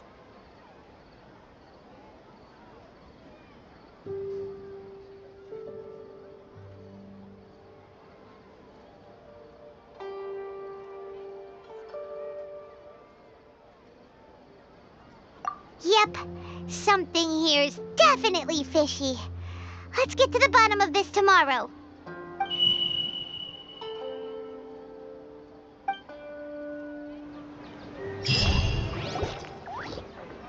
Our memories are back!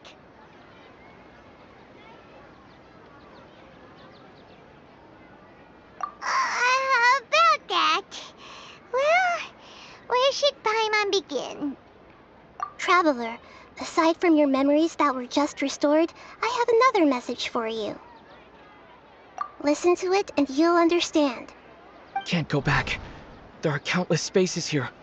Our Sub-Zeru's festival in Sumeru City is just one of them.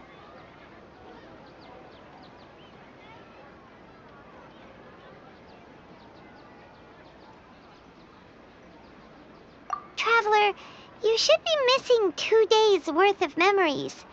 Paimon will fill you in. It's time to carry out our plan from yesterday. Okay, let's go!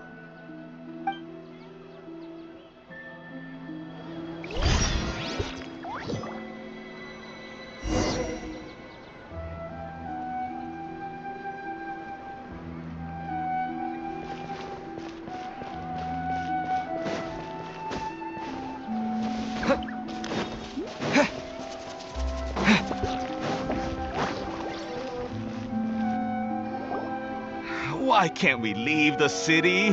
What is the Academia up to now? Don't ask me. It's not like I can tell you anything. This is a direct order from the Grand Sage. Just wait until tomorrow. I have a real emergency. My goods have already arrived at Port Ormos. If I don't hurry, they'll be stolen. That's your problem. Make sure you make a request in advance next time. But it's not like you can just predict business matters in advance. It looks like the Academia already announced a lockdown for Sumeru City today. How completely unsurprising. Let's go and question them. Hello, sir. Why can't we leave the city today? Here we go again. Don't ask me. I don't know either. We just received an order that no one is allowed to enter or exit Sumeru today. They didn't tell us anything else. Angering me won't get you anywhere. If I had that kind of insider info, I would have left this stupid post long ago. It looks like he really doesn't know. If we can't get anything out of him, let's take matters into our own hands. Why don't we climb over the walls? Those guards can't be everywhere at once. This is a good spot, and the guard hasn't noticed us at all. Let's hurry! Huh? Why? Are you going to leave Paimon behind?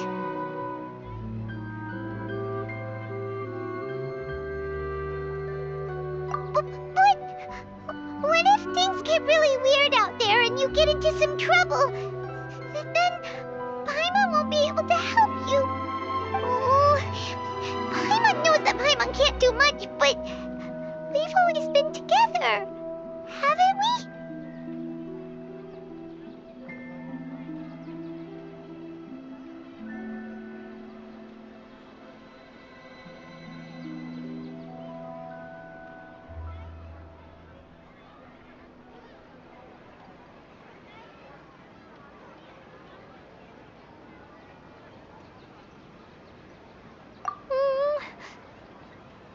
Okay.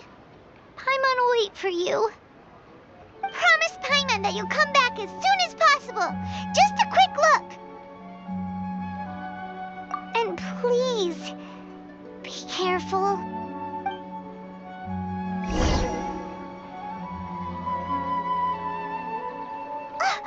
Memories!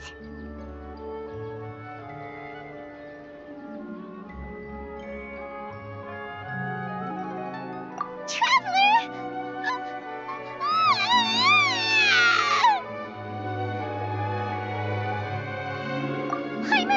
Paimon would never see you again! You just disappeared! Paimon waited for you for hours and hours at the city wall and you never came back! You promised Paimon that you were only taking a quick look! Paimon, calm down. He's here now. I don't think he understood what you were saying. Paimon doesn't care! Paimon wanted to go look for you, but you also said that Paimon should stay! Paimon was so worried and so scared the entire day!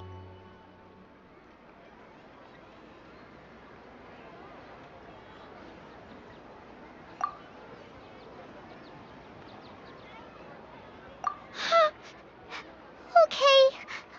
Paimon will forgive you. The most important thing is that you didn't actually disappear. Oh, Paimon was so scared that you had gone into another world. Okay, Paimon, can you tell us your perspective of what really happened yesterday? I see. Using two people's different perspectives. After that, you left the city. Paimon kept her eyes on you the whole time, but then you disappeared in an instant.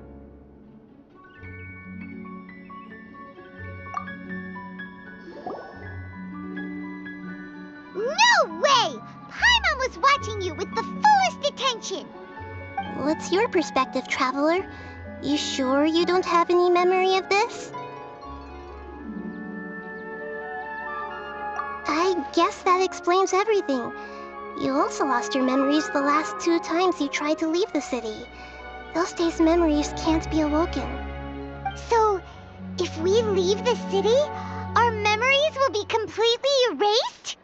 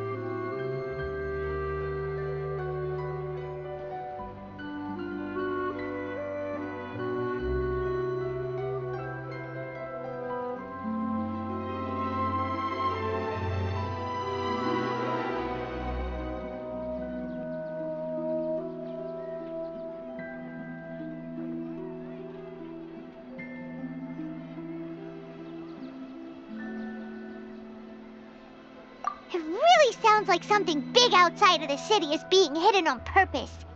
But this way, we'll also never discover what's outside.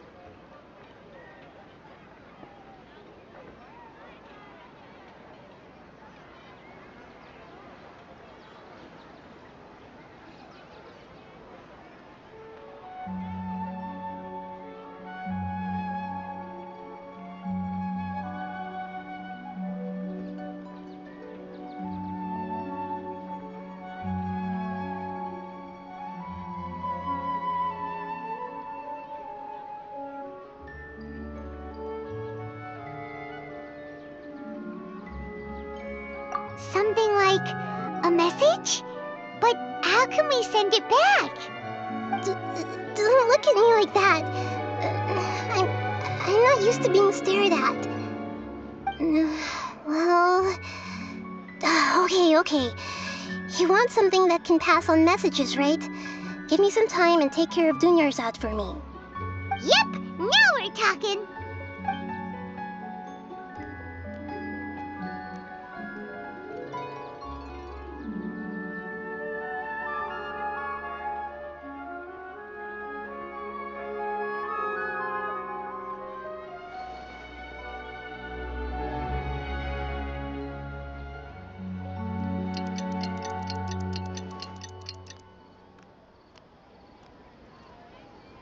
I'm done.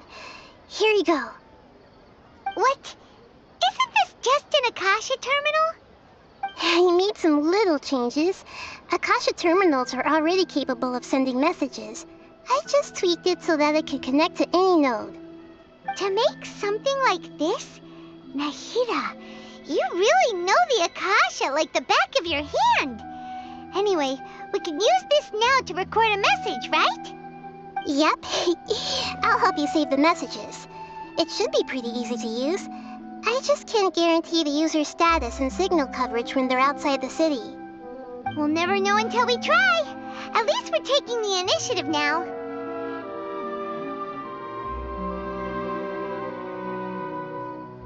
Let's go then. Let's expose those sages.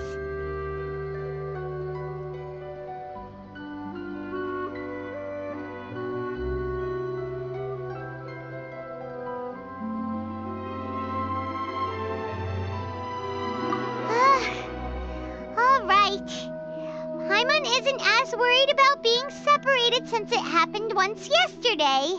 But Paimon still isn't happy about it. Okay, see you tomorrow, Traveler. That covers everything that's happened so far.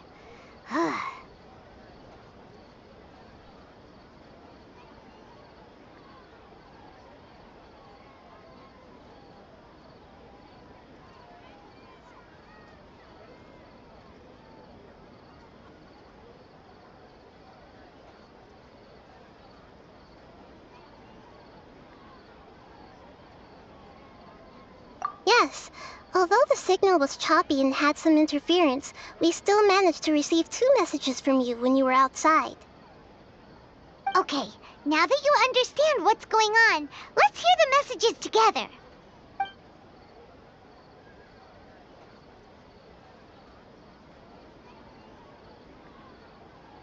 Can't go back.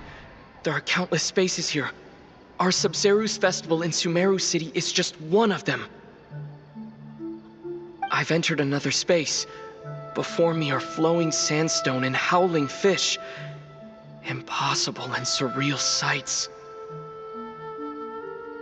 All these spaces are empty except for the occasional ones that contain mute puppets rather than people. I can't sense any human presence.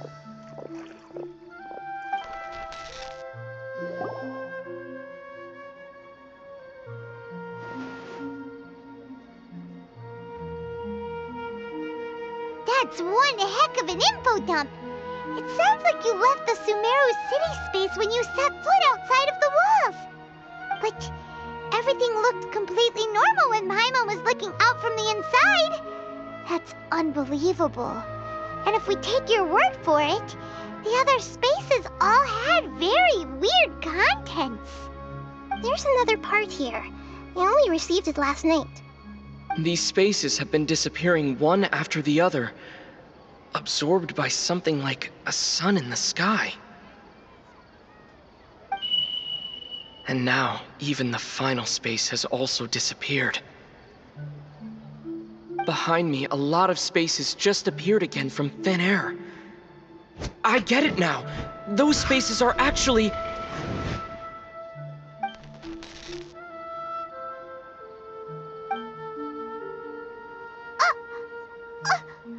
Why did the message end right there? What did the Traveler want to say? What are those spaces? Probably because yesterday just happened to end at that moment. Oh, right. Paimon did hear a beep from the Akasha. Did it come from here or from the message? The message. It should have come from the Traveler's Akasha terminal. After the beep, Traveler said even the final spaces also disappeared. Traveler, what do you think that final space could have been?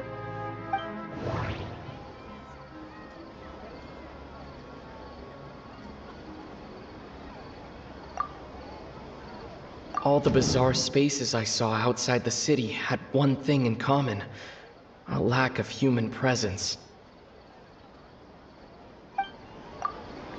Was that space actually the real world? But wouldn't a real space just randomly disappearing like that be catastrophic?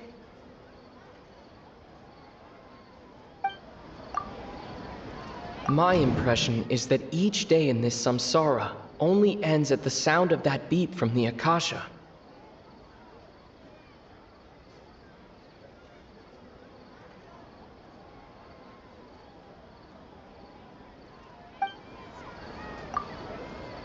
All the bizarre spaces I saw outside the city had one thing in common: a lack of human presence.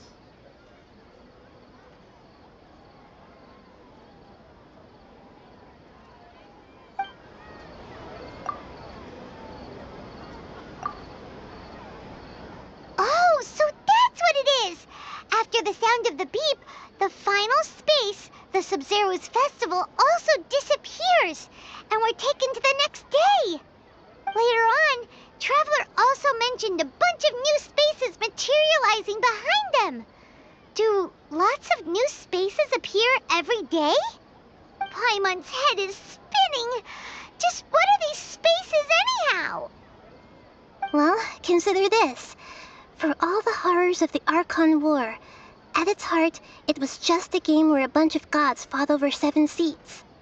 So no matter how strange or spooky things may look on the surface, maybe all they point to in the end is a small and simple secret. Wow, the Archon War, huh? That's an analogy and a half.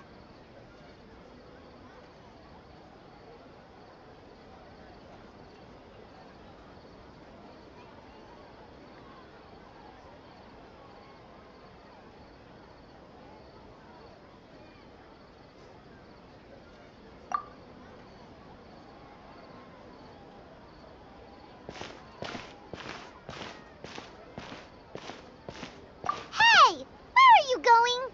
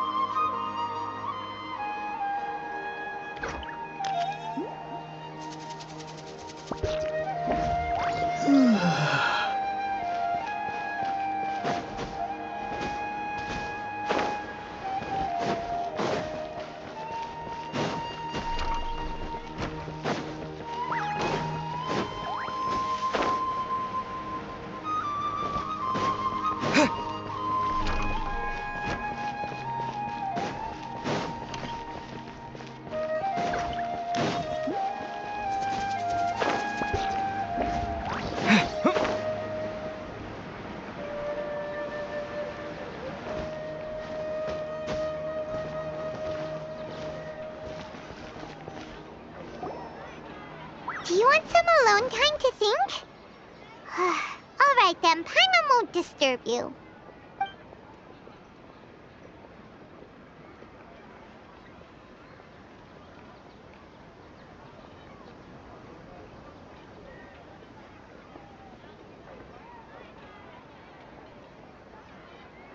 The dance of Sub-Zeros is about to begin. I'm going to go watch it. Okay. Why don't you go ahead, Dunyarzad? We still have some other stuff to do first. Okay then. See you later. Have you figured it out yet, Traveler? Time is ticking away. Paimon wants to know. Oh, wait, no. Let's meet up with Nahida first. You can tell us both together. This time, we're gonna get to the truth.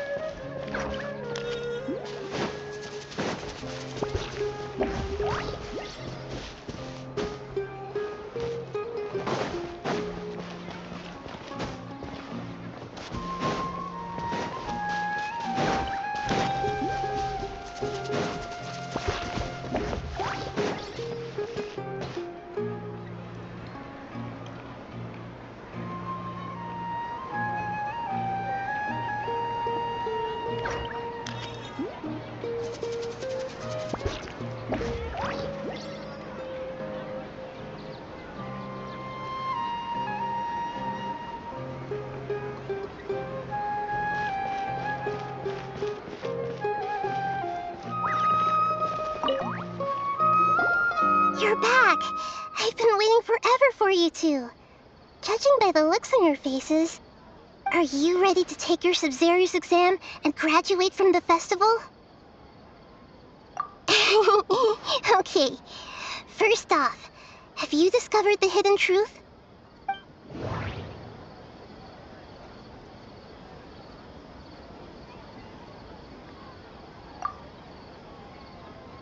Okay, Nahida said the Akasha relies on the power of a gnosis to operate, as it is the manifestation of the God of Wisdom's power.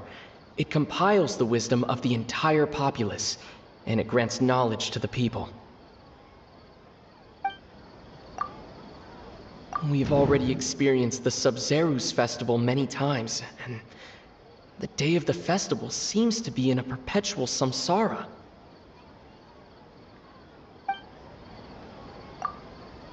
All the bizarre spaces I saw outside the city had one thing in common: a lack of human presence. The moon, illusions, and lies. What did they all mean? People in Sumeru don't dream. What a strange phenomenon.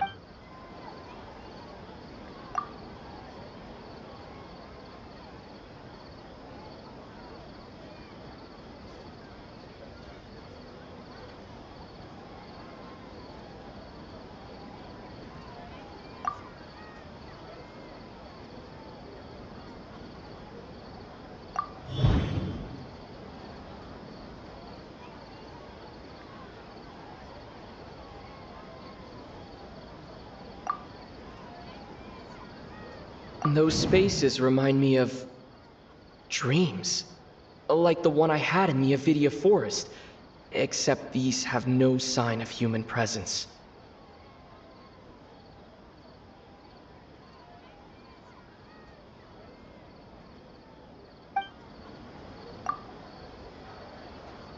We are all in a dream. It isn't that the people of Sumeru don't dream. Rather, the Akasha is taking their dreams from them.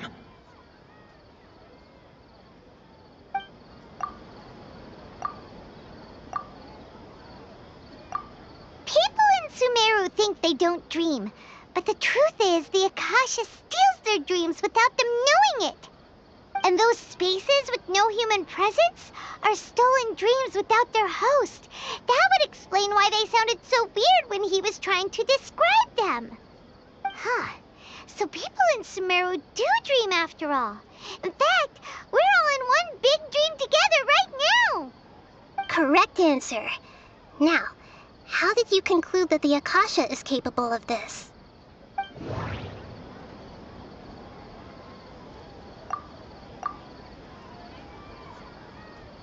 The Akasha relies on the power of a gnosis to operate. It is the manifestation of the God of Wisdom's power. And it grants knowledge to the people. It compiles the wisdom of the entire populace. Oh, okay. Those dream-controlling creatures in the forest also get their power from the Dendro Archon, right? That would explain why the Akasha has the ability to control people's dreams, too. But is stealing everyone's dreams really how the Akasha compiles their wisdom? Isn't there anything more to it than that? Dreams are fantastical, complex, and full of imagination. People's brains are the most active when they're dreaming. In other words, dreams are rich bundles of human wisdom. So in other words, the complete opposite of how Hypatia understood it. Paimon remembers her saying that the sages think dreams are foolish delusions, and the fact that no one dreams is a blessing from Greater Lord Rukkhadevata. So it was all a dirty trick? The real story is that the sages from the Academia are using the Akasha to steal people's dreams for their own use, huh?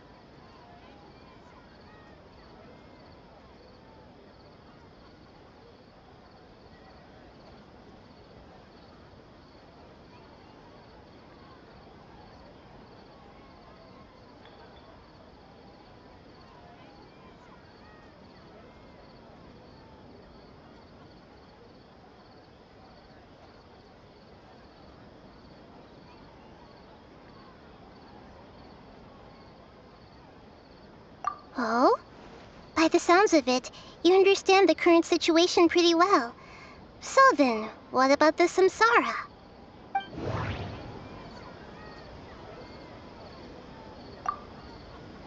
The beep is a prompt tone for Akasha operations. We still hear it every night, even though we removed our Akasha terminals. The Grand Sage said, "Go celebrate the birth of that god to your heart's content." Did he mean something more? Those spaces kept disappearing before my eyes. But as soon as that beep sounded, many more spaces materialized. My mind feels exhausted, even though I haven't done too much thinking. What is going on?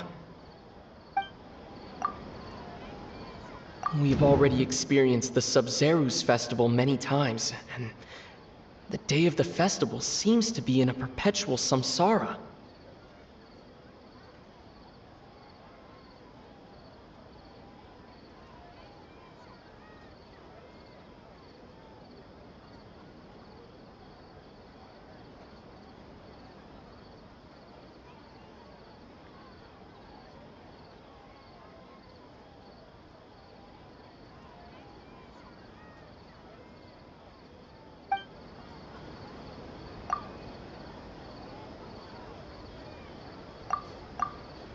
Those dreamscapes kept vanishing, but as soon as that beep sounded, more new spaces appeared.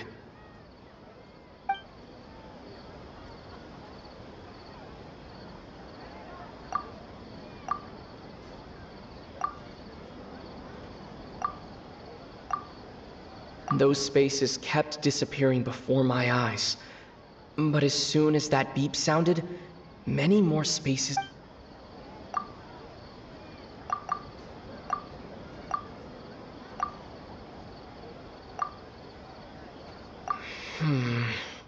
I can't seem to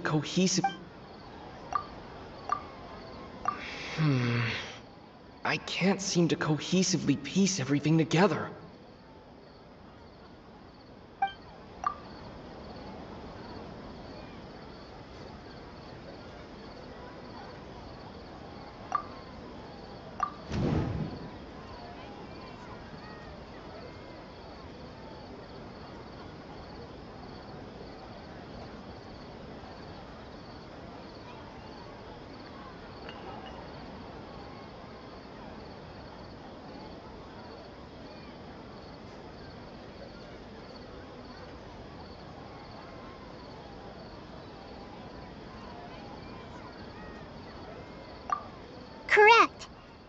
Akasha is keeping each person's brain in a constant dream state, but also separating their consciousness from their own dream.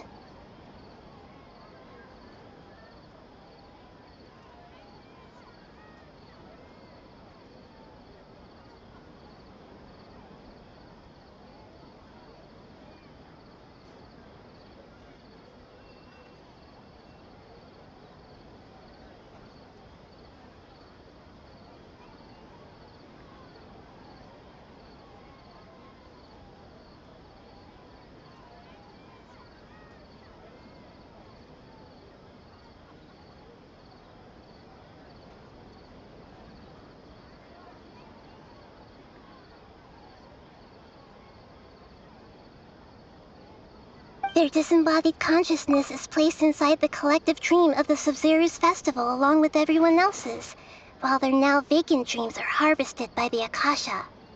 No one is any the wiser as another day passes in the dream, and so begins another samsara cycle.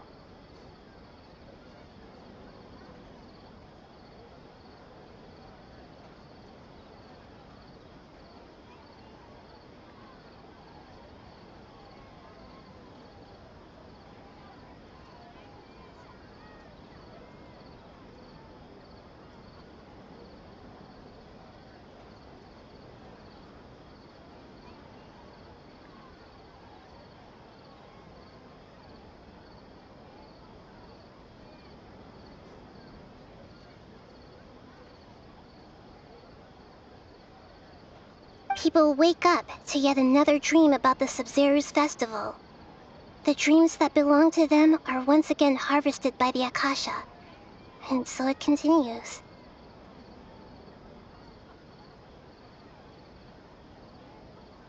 So, this is like a dream factory, and the Akasha is a dream harvesting machine. Did Paimon get that analogy right? Very good, Paimon. Using analogies well is an excellent habit to get into.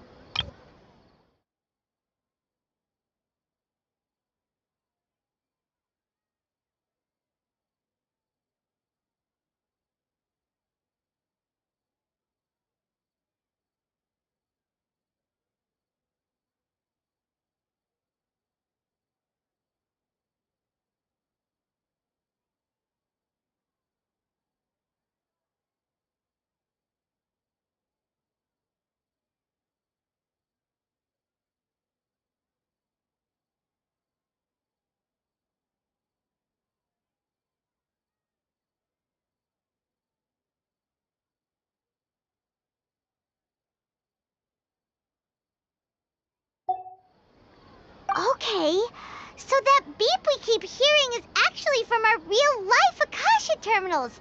Taking off our terminals in this dream doesn't do anything. Alright, last question. Who am I?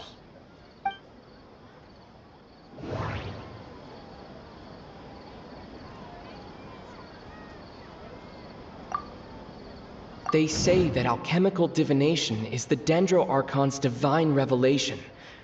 So then, if Nahida has referred to herself as the moon...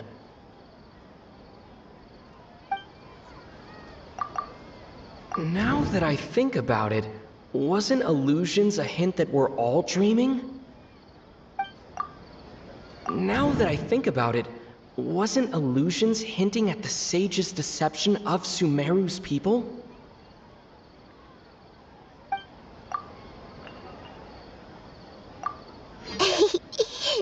So you noticed.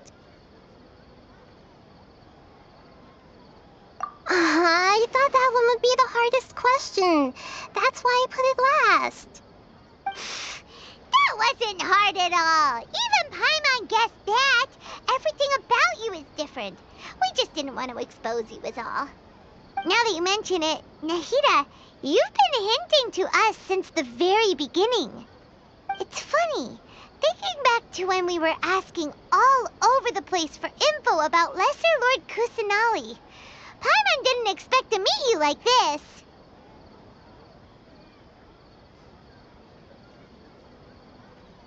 Yes, those can wait until we're back in real life. On the other hand, I'd be happy to answer any more questions you have about here and now.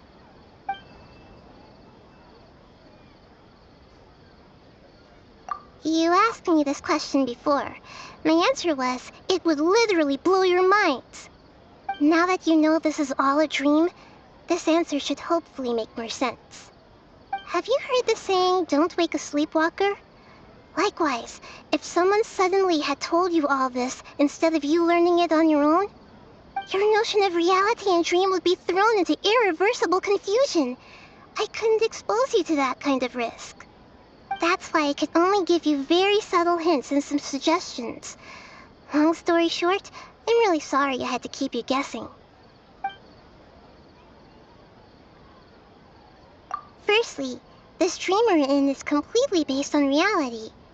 People have already experienced this Sub-Zero's festival, so it would be very difficult for them to find anything that strikes them as surreal. Secondly, you're probably wondering why people don't have any memories from earlier samsara, right? That's because people don't remember their dreams most of the time anyway. And in any case, their actual dreams are being taken away from them by the Akasha. So whenever they wake up in this dream of the Sub-Zero's festival, they don't remember anything from their previous identical dream. That reminds Paimon. Traveler had a dream when we were in the Avidia forest, but couldn't see what it was about after waking up. Is that an example of what you mean? Yes. Only after receiving the blessing of Dendril can a person gain the Dendril element's dream-enhancing power. That explains the feelings of déjà vu. Meanwhile, everyone else has no idea that they are in the Sub-Zero's festival samsara, while their dreams are stolen from them over and over again.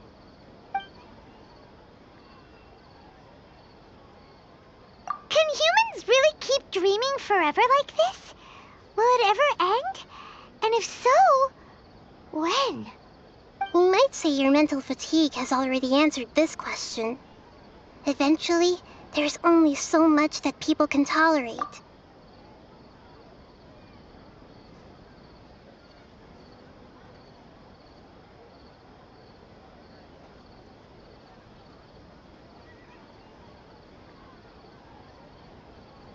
Especially those whose health is compromised to begin with, like Dunyarzad. This relentless exploitation takes an even harder toll on them.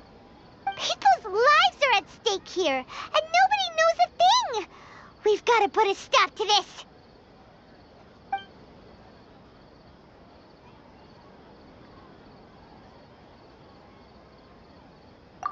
I know, right? Why did they have to base this dream on my birthday? Could it really just be a coincidence? Even you don't know the reason? Wow, now that's strange. The Academia sages are determined to harvest lots of dreams in a short time, no matter the cost. They have to be up to no good. Unfortunately, I don't know anything about it. Traveler, do you have any information?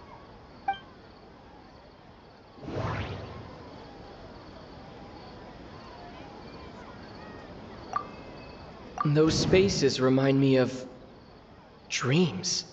Like the one I had in the Avidia forest.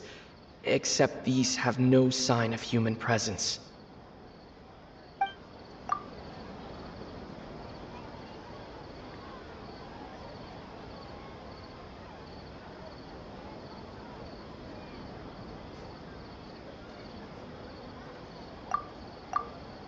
Okay, Nahida said the Akasha relies on the power of a gnosis to operate, as it is the manifestation of the God of Wisdom's power. It compiles the wisdom of the entire populace, and it grants knowledge to the people.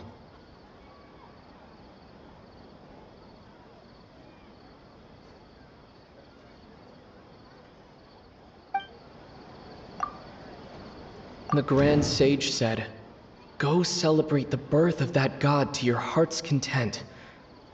Did he mean something more?